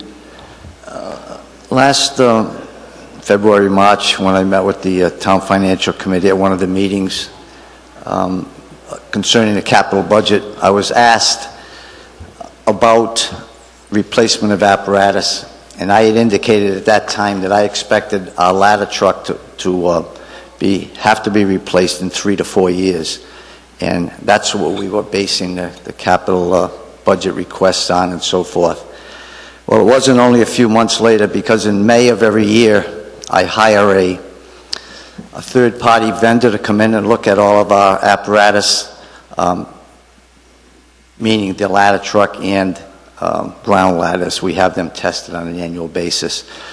Now, after that day or two that vendor comes in, I will get a report indicating that there's a slight leak here or something that we have to attend to. They look at all the welds on the apparatus because it's mostly steel. And we have to then spend the next few months bringing that truck back up to 100% compliance, where then we respond to the vendor and he then certifies that apparatus. Well, lo and behold, last May, I did that same thing that I've done for 15 years since I've been here, and then I got the report back, and it was a verbal report initially. And that vendor came to me and said, Chief, I'm seeing something with your frame. This is the first year I've noticed it, but without going into the actual structure of the truck, there is a frame inside another frame. They're actually coupled together, and they're starting to split apart. There's rust gotten in behind the first frame, and it's actually pushing out on the second frame. So I immediately, after that recommendation from him that we have it looked at, I took it to a third party that does most of our repairs, and I asked them to look at it and give me a recommendation. And they did. They looked at it and said, once again, it's just appearing, but there's no telling exactly how quickly this will continue to corrode and erode. So I immediately went to the manager and I recommended that we push up that purchase from that 3 to 4 year time span to as soon as we could look at specifications, get specifications written, and make the purchase. It will take 1 year once we award a bid to any of the truck manufacturers to build that ladder truck. So at that point, with the manager's approval, one of my captains, who I could say he's an expert at apparatus and maintenance and so forth, Captain Ed Owens, we contacted the 4 larger truck manufacturers, that aerial apparatus in the country, and we started to work with them. And over time, we developed a set of specifications, which you may have now. And it took many meetings back and forth with those 4 companies. In fact, one of the companies finally, they just backed out. They started to be non-responsive because we were really putting pressure on them to develop that apparatus that was going to best serve the town of Barrington.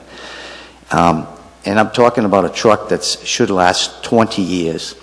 That's the recommendation of the NFPA standards for apparatus, that we should get 20 years out of a ladder truck. So we wanted to design that truck, as many of our others are designed, but to best meet us, Barrington. So over this last 6-month period, Captain Owens and myself have traveled to many communities. We've talked to many people. We've visited vendors. We've had them give us specifications. We've had specifications corrected, changed, so that we were looking at the same kind of a specification for at least 3 other manufacturers. And once we got that all in place, we recognized that the cost was very, very close among the 3. And what we then had to look at is what would make the difference. What apparatus would we actually select? And what we've chosen to recommend to the council tonight is it's a all aluminum vehicle, including the aerial. It's actually made of aluminum. The only steel on this apparatus is the frame rails, which actually would support the main structure of the vehicle, and those are galvanized rails. So we're attacking that point of this failure in our present truck. Other than those frame rails, there is what we refer to a torque box. It's a large metal frame that holds up the actual structure of the aerial where it rotates. So without getting into the specifications themselves, we chose that vehicle based on a number of factors, including the aluminum parts, the lightness of its weight versus the other vehicles that are all steel, the size then of the requirements to stabilize that vehicle when it's put in operation. The actual truck that never sits on its wheels when it's up in the air. You wouldn't notice that, but we actually level that truck with what we call stabilizers. And those stabilizers have a certain width that we have to deal with. So all of our streets and some of the narrow streets require a certain width. So we require anything new would be built at a minimum of 20 feet, which isn't very wide, but that allows us to put an aerial in place and use it for the operation. So with that in mind, we've selected emergency one vehicles out of North Attleboro, Massachusetts. Now the hard part is hard to say the cost of this vehicle, which I'm recommending, and I recommended to the manager, that we prepay the total cost of the vehicle. They are allowing us a 3.5% reduction in cost if we prepay. I've discussed it with Kathy and the manager, and that's what I've recommended to him, that we prepay this. Now, Kathy could answer the questions about the financing of it, but we're looking at taking $200,000 from our capital apparatus account, and the remainder balance of that would come out of the rescue billing fund. We presently, as you're aware, bill for all rescue work minus their co-pays if you're Barrington residents. So we're bringing in that. I just looked at the last 12 months, running 12 months, we're just over $600,000. So we're usually in that $550,000 range or something annually. Now some of that obviously goes into the operation of the town, but we've established a fund there, and Kathy is recommending that we take the balance of that cost of the aerial to purchase this thing, prepay. There is a bond that will go with that to make sure that the truck is built according to our specifications in the time that they've given us, which is that 360-day time frame. So we're exactly on what we're talking about. 1 year from now, we'll be talking about the truck coming into town if you approve the purchase. So unless you have some questions, we're talking about a vehicle that costs $1,096,908. It's not talking about a pickup truck. This is talking about a truck with some assurance that it's going to last this town 20 good years. If you have any questions, I'll be glad to answer them. I have a couple questions, just partially about the process, but is there a reason for the timing of the inspection of all the vehicles? And is it possible for those inspections to happen prior to the financial town meeting?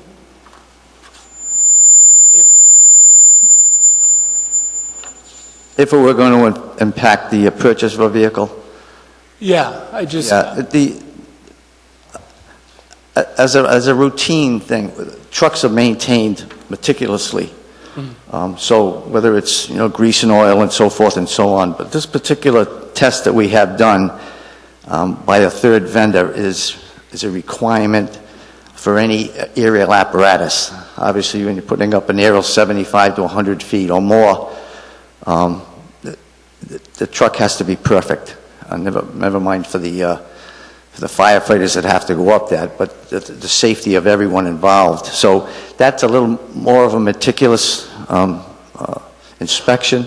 Believe me when I tell you, the trucks are looked at, and they're looked at often. It's just surprising with how meticulous this company is when they look at every single inch of that truck, and they check the torque on bolts and every weld. I mean, we've had to take and have it, some scraping done on the aerial, as an example, have some re-welding done because he's found just something so minute you wouldn't notice it. But they're trained to look at those apparatus and actually do that. So I think we're doing our diligence as a fire department as far as maintenance of the vehicles. I think we caught it when it started. I really believe that because we've been so diligent with that ladder truck. Oh yeah, I'm not trying to imply that you're not. I'm just wondering about the timing of it from being a couple weeks after the financial town meeting. But if it's so rare that it is very rare. I mean, that happened. There's no question. The next engine company, when the manager and I talk about the next purchases, obviously the rescue trucks we're looking every 4 or 5 years having to purchase a rescue truck. It's just their use is so great. And the engine company, probably in another 3 years, you'll be looking at an engine company. So once that's purchased, now you should be looking at a time frame of 15 to 20 years without making another major purchase other than the rescue vehicles. Because that's all we're running right now is one engine, one ladder, and the rescue. The second rescue, we use a reserve truck. So it's not like we have, 10 or 12 trucks running around. And we try to maintain them diligently. And they're washed. You talk about corrosion. Every time they go out, anytime there's salt on the roads, those frames are washed down, there's hosed down to try to keep this from happening. But over time, it just happens in New England. The only other question was, you said that the inspection, when they inspected, they said there's really no telling how soon it can go. And I'm just, with the year it takes to build a truck, over that year, are the firefighters safe on the truck, or is there potential concern? No, I've discussed this, first of all, with the captain and make them well aware of what's going on with that truck, and it is being diligently looked at. I have no concern at this point that we will have to take that truck out of service. And I'm saying that today. If 3 months from now it happens, but I don't think we're going to reach that point. It is looked at by others than us, so if someone were to recommend, Chief, it's about time you started thinking about this. We are thinking about it, we're thinking about replacing it, so we're looking for that one more year. So I can't guarantee you anything, but it looks to me like that 1 year will put us in good stead. All right, thank you. If I can just add a comment, Chief's been educating me over the last several months on this. This ladder will be a 100-foot ladder. Our current truck is a 75-foot ladder, which really doesn't give us the extension we need for buildings such as Atria because of the standoff and the angle. A 100-foot ladder is really what's required. This truck's also called a quint. Because of the size of our fire department, versatility is essential because we can't send every truck out like some larger communities. So this truck not only has a ladder, it has a pump, it has a water tank, it has ground ladders, it has hose on it. So this truck is all you need in a truck. And so when we have our limited number of firefighters on duty, when we need to send this ladder truck out, it's got basically everything that they need on it. And I would say that if this truck, the current truck, were to become unserviceable before the delivery of the new truck, we would have to rely on mutual aid when we needed a ladder truck. And certainly that East Providence would be able to provide that. I think I asked you this when you last came before us. What was the time frame for the last ladder truck they thought it was going to last, and how long did it last? It was 2001 when they actually bought that truck. So it's at 17 years, and that's when I gave my estimate of 3 to 4 more years. I was looking at that 20-year range. So it was 17 years ago that the town bought that ladder. And I know this is an impossibility, but is there any kind of warranty? Not left on this one. No. On the new one? On the new one that would actually guarantee that it would last for 20 years? There's no guarantee that it will last for 20 years. There are many of the parts that have a certain warranty life on them, like the engine, the transmission, so forth and so on. The chassis being galvanized, as long as we keep up with every time something were to scrape that, scratch that, any maintenance work that may have to, drill a new hole through it, as long as that's kept up, then the manufacturer will continue to warranty that chassis. That's good. There's nothing that says this will last 20 years. We have a responsibility when it comes to keeping that truck up. But with 99% of this truck being aluminum, including the aerial, which has never had a structural failure. So aluminum is a great product. In fact, the Northeast is full of this particular apparatus. Boston Fire Department, as an example, they run exclusively this emergency one vehicle, all aluminum ladder. So it's something Providence is using. Not that that swayed me totally, but it's certainly when you're looking at these larger communities, there's a lot of thought that goes into buying a truck like this. We looked at trucks when we traveled in some communities, some of these brands, 11 years, we looked at a truck that was in a repair shop, 11 years old, and they had to take it out of service because of a frame. So things happen. You get a bad batch of steel or whatever happens, I don't, but we're doing our utmost to provide something that's going to last this town 20 full years. Chief, the other night, someone said something to me, and it was second, maybe third hand, so I don't know if there's any truth to it at all. But they said Warren has a 100-foot ladder truck that they can't use certain places because it's too big. Are we going to run into something like that with a 100-foot truck? It's exactly one of the reasons that we discussed some of these vehicles. When I talked to you about jack spread a little while ago, we're talking about a truck that we need 12 feet to spread. Some of the steel ladders that we looked at, the manufacturers, they actually run 18 feet as an example. So if you run into a street like that, yeah, there's one here, 13, one 18. Maybe that's what they're talking about. But you go down some of those streets in Warren, there's no question that they're much narrower. I can't think of a street here that we can't put up an aerial on. If we can get to it, we can put our aerial up. That was one of the governing things, is that width you need. You can't be putting a jack out onto someone's lawn or the side of the street that's not paved where there's some foundation for it. We couldn't use it at that point, but I'm sure that's what they were talking about in Warren. They also have what they call a bucket truck there, which is a monstrous vehicle. Right. And we've had to come into town. At times we need them for mutual aid. But I can't think of anywhere in this town where this truck, they're big. There's no question about it when you start looking at the dimensions of it. But we looked at things like turning radiuses and so forth, getting that truck around. There's cramp angles. There's all these things that they talk about. In fact, in our ordinances, there's the radius thing for when you have to build cul-de-sacs and so forth. It has to meet our truck when the developer puts in a road so that our truck can make the turns without having to back up once the street is over a certain length. It's unfortunate we have to buy it sooner, but maybe you'd be faced with this project, 3 to 4 years from now, without question anyway, under the normal life of a vehicle. But we've just been pushed up a little bit because of this situation that occurred. So, Chief, to follow up on Steve's question, just comparing the existing truck with this truck, is that what's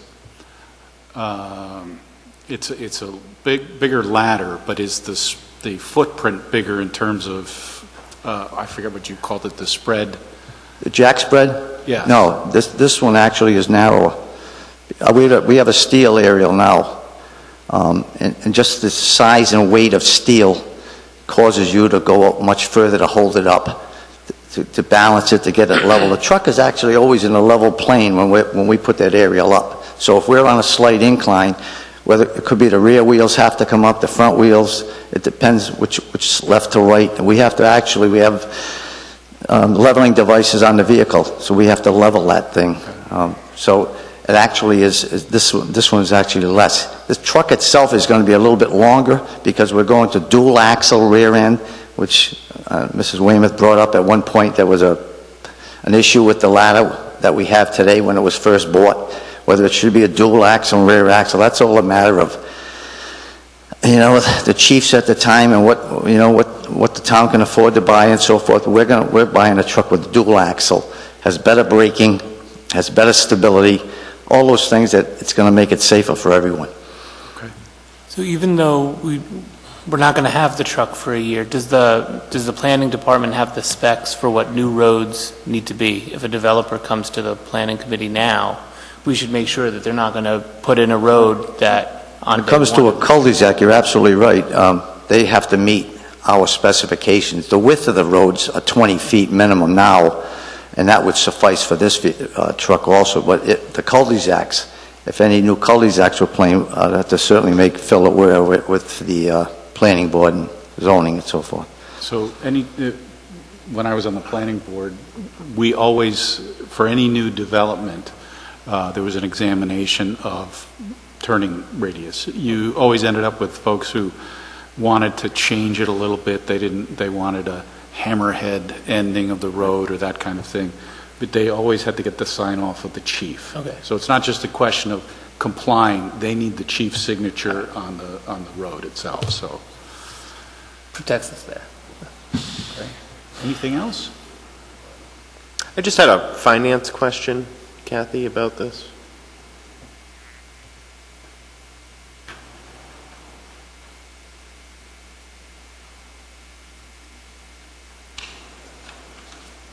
I expect you probably do know. You always seem to. So 200,000 out of the capital reserve, does that keep us on track with respect to the capital reserve such that we don't need to increase the funding? There's approximately 750 in the capital reserve fire apparatus account right now. Yep. And we've sat with the chief and discussed, the future needs for the rescue and, what's projected to go in over the SIP for the next few years, and he's fine with it. Okay. And the rescue billing fund, is that counted in the general fund or is that kept separate? The rescue billing account is, it's not a true special revenue account. Mm-hmm. It's all tracked separately, but financial reporting purposes, it's included in the general fund. Okay, so if we look at our general fund as a percentage, this is taken out of the general fund, right? So we're stepping backwards a little. It's kept separate. It's Right. not in the general fund balance, Mm-hmm. but only for financial reporting purposes. The leaf bag, the theater, rec maintenance, and rescue billing are combined, and that's on one of the pages in the financial report that they reviewed tonight. Okay. That made up the 19 million. We're really, general fund is 18 million. Okay. Very good. Anything else? Then I'll make a motion to authorize the town of Barrington to award a bid in the amount of $1,096,908 to Greenwood Fire Apparatus Incorporated, Attleboro Falls, Massachusetts, for a 100-foot aerial apparatus ladder truck as presented. Second. Motion made and seconded. All those in favor? Aye. Any opposed? The motion carries. Thanks, Chief. Thank you, Chief. And now Chief Lacrosse at his final town council meeting, unless he wants to come as a retiree to just... Sit in the center. We wanted to keep you towards the end, so we would keep you as long as possible. Thank you, and thank you for the kind words. I really appreciate it. And I was sitting back there, and I was just going back into time 2002 in January. So I've been to these meetings for 17 years with Mike, and it's just amazing how time goes by. So it's been a privilege and an honor working with everybody here, and Jim and Mike and Mary and all the department heads. It really has. So I've got two things. The first one I think is a speed trailer that's on the bid. So back in July of 2018, we have a speed trailer. It's a sign message board. We can program it. We can get data. It takes images of cars speeding and tells you what time and how fast. And that was on County Road in the breakdown lane about a foot, and some elderly lady drifted over and wiped it out. Has solar panels on it, so it doesn't run on any gas. It self-propelled for the computer. So Progressive Insurance, surprisingly enough, gave us a check for $15,805 to replace it, and not, I think it was 2013. We got it from the state DOT for free, partial funds, but they paid for 95% of it. So we have free money. It's Kathy put it in an account, and I'm recommending that the council approve all traffic solutions to repurchase a new speed trailer based on sole source because of the components of this particular trailer. Nobody else could get it. I called the state DOT. I talked to retired Chief Colonel Sullivan, and they had a sole source bid for all traffic solutions back then. Since then, they have not been anything that is similar to that type of speed trailer. So for these reasons here, I would ask that the council consider sole source to purchase it instead of going out to bid for that amount. Any questions? I'll make a motion to authorize the town of Barrington to award a bid in the amount of $15,805 to All Traffic Solutions Incorporated, Herndon, Virginia, 20170, as presented. Second. Made and seconded. All those in favor? Aye. Any opposed? The motion carries. Thank you. The second bid requested is a 2020 hybrid police vehicle. I think this must be your parting gift. This is my gift to you, Kate, and I've been up at this microphone I don't know how many times and kind of tried to hide because of the gas mileage. It's probably 14 years Yeah, and I'm that I've going asked you from the same question. I've gone from the big V8s, downsized to the 6 cylinders, downsized to smaller ones, and so I did some research, and this is the first hybrid police cruiser that's going to be available is in 2020, and they had a couple of smaller ones out, but I hate to say it, but the equipment that we have in the cars to get a small hybrid with the center console, we have a laptop, we have other siren packages with a gun belt and everything, it's just tiny. So we have to go to the Ford Explorers, and I know the gas mileage, it's better, but it's not what we want. So this is the first hybrid police Ford Explorer that we can't actually pick it up until probably late 2019. So we're going to try to order it now and probably be one of the first police departments to get a hybrid. So with this bid, I asked the gentleman from Tasker Ford what the gas mileage was with the hybrid. He said a minimum of 29 miles to the gallon, but depending on how they use it, if it's under 40 miles per hour, it could go up to 40, 45 miles to the gallon. So it's lithium battery and gasoline, which is good for the lights, was the big concern. It has a heavy suspension, it has the heavy wiring for the lights and everything, and it's been tested by Michigan State Police. So I would ask the council to consider, this is on the state master price agreement. There's some paperwork behind it that Tasker Automotive Group has a 2020 Ford Explorer hybrid for $36,604. This money is already in our replacement account. We have money left over. We only bought one vehicle, and so I got a lot of flack from my lieutenant and sergeants because they want to get the second vehicle. I'm like, they didn't know I was retiring. So I said, nope, do some research. So they did the research. And of course they didn't, who's going to want to drive that? I was like, well, guess what? We're going to be switching to that. And when Dino gets up here, if this one works, we're going to get a second one. So it took a while. We bought one cruiser, and then the money left over is enough to purchase this one. It's in our capital account. So I would ask the council to consider that from Tasker Automotive Group. I'm a little dismayed because my smaller Ford Escape hybrid cost us not that much less than this number here. Not much less. It was less than 36. Yeah, but it's not much, and my vehicle is smaller. I think she's asking how you got such a good price. Yeah, why did you get such a good deal? I'm not sure. We had Sergeant Igo call him. I called him back. It's a Ford Explorer that's the hybrid with the big lithium battery. It's wider, it's big, and that's the base price, and then we have to go out and buy equipment for it eventually. We're going to have to get decals for the side, so when it's all said and done, that's the base price, which maybe they're coming down, maybe the productivity. Yeah. Yeah, I should go in. They want our business, I guess, I don't know.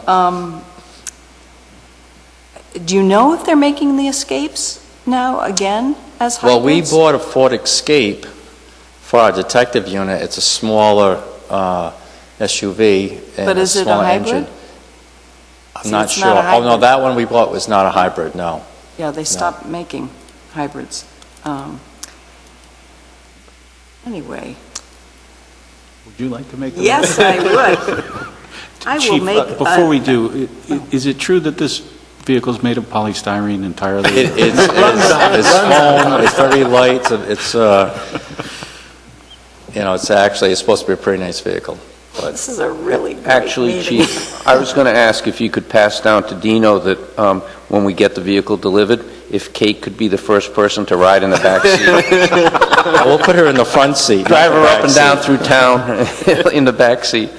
I'm hoping that the gas mileage is going to be a lot better than 29 miles to the gallon. Right. But at this point, it all depends on the officer. Now, if they're driving around patrolling, it's going to get great mileage, but if he steps on it or she steps on it because they go into a code 1, domestic in progress, then of course the gas mileage isn't going to be good. But My Escape has never done better than 35, I have to say. I'd be surprised if it got up as high as... and for this, I think Cato would be good because there's a lot of idle traffic posts. Right. The engine's running, but it's in the lockdown mode for the battery. And then, so most of the town speeds are under 40 anyway, so I think it'll be good. Well, I will make this motion with enthusiasm to authorize the town of Barrington to award a bid in the amount of $36,604 to Tasca Automotive Group for a 2020 Ford Explorer SUV police hybrid vehicle.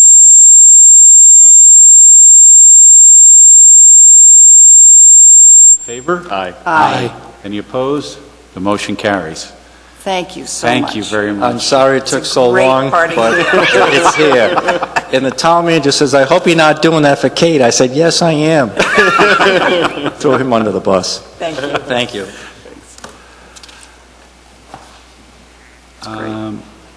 Next item on the agenda is to set the agenda for March 4.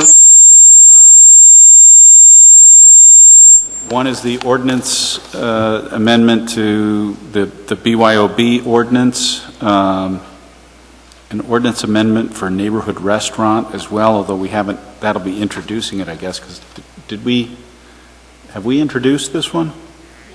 Oh, we did. It was introduced and it was referred to the planning board, so I need to advertise it. Okay. So the public For hearing March for 4. those two will be on March 4. What else do we have on for March 4? You had mentioned earlier suspension of tax penalties, that we would put it on the agenda, should there be a furlough between now and the next meeting? Yep. Can we discuss the zoning request or a third alternate? Oh, yeah. And I don't know what to do about the Bay team.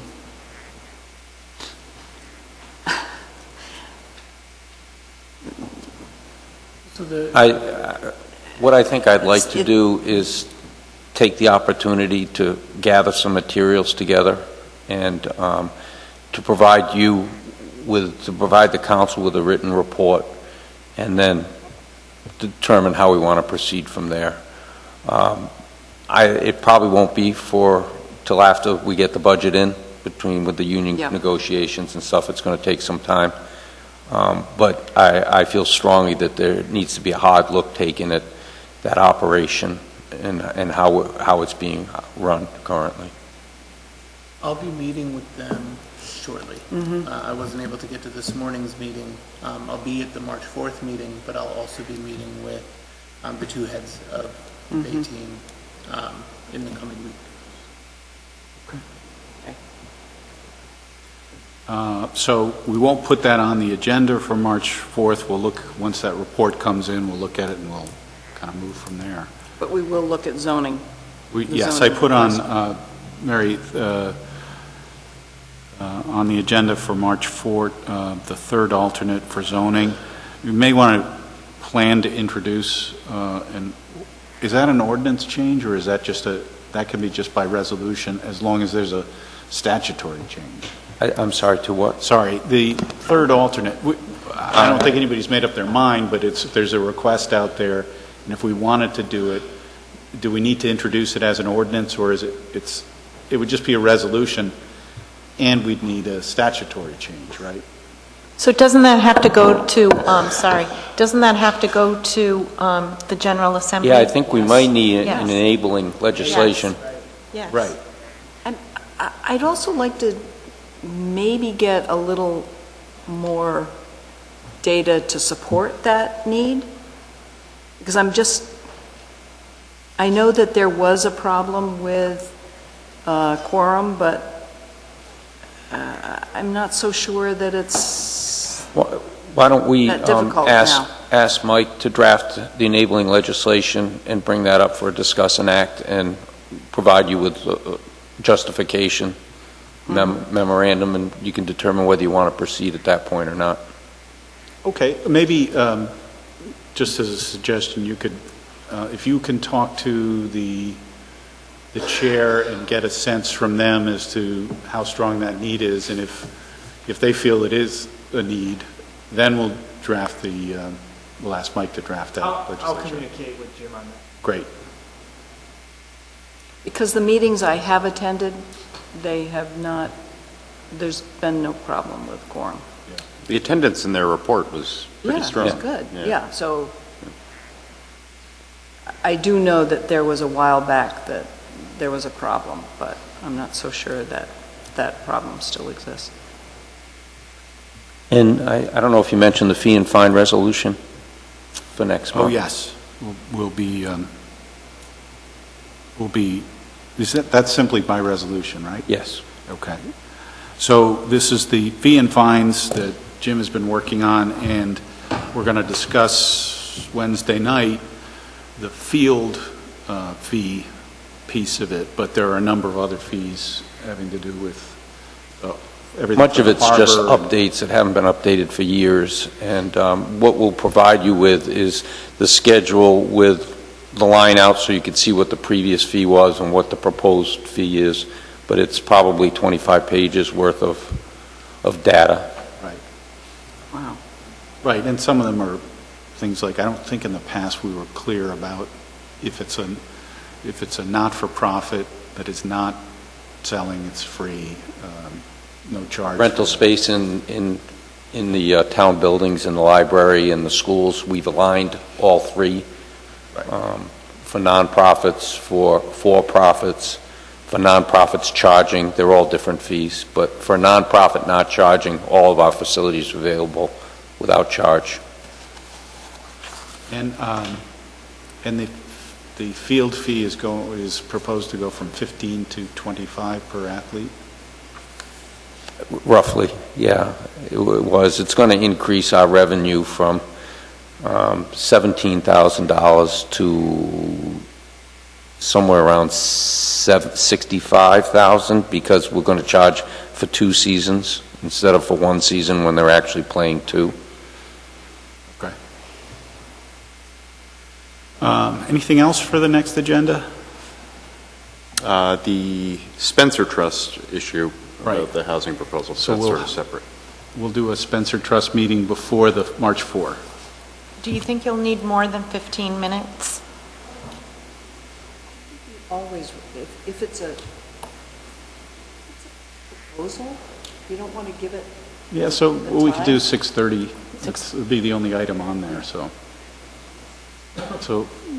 start at 6:30 if we can. Okay. So do I hear a motion to move into executive session in accordance with Rhode Island General Laws 42465A2 litigation, PC 2018-6025 Wood versus Clegg in the town of Barrington, 42465A1 personnel, James Cunha, 42465A5 acquisition of property, and to discuss the executive session minutes from January 7, 2019 for placement on the town council agenda for March 4, 2019. So moved. Second. Made and seconded. All those in favor? Aye. Aye. Any opposed? Motion carries. Yeah, the minutes show that notice was provided. Oh, and notice was provided, that's right. We are in executive session. Thank you.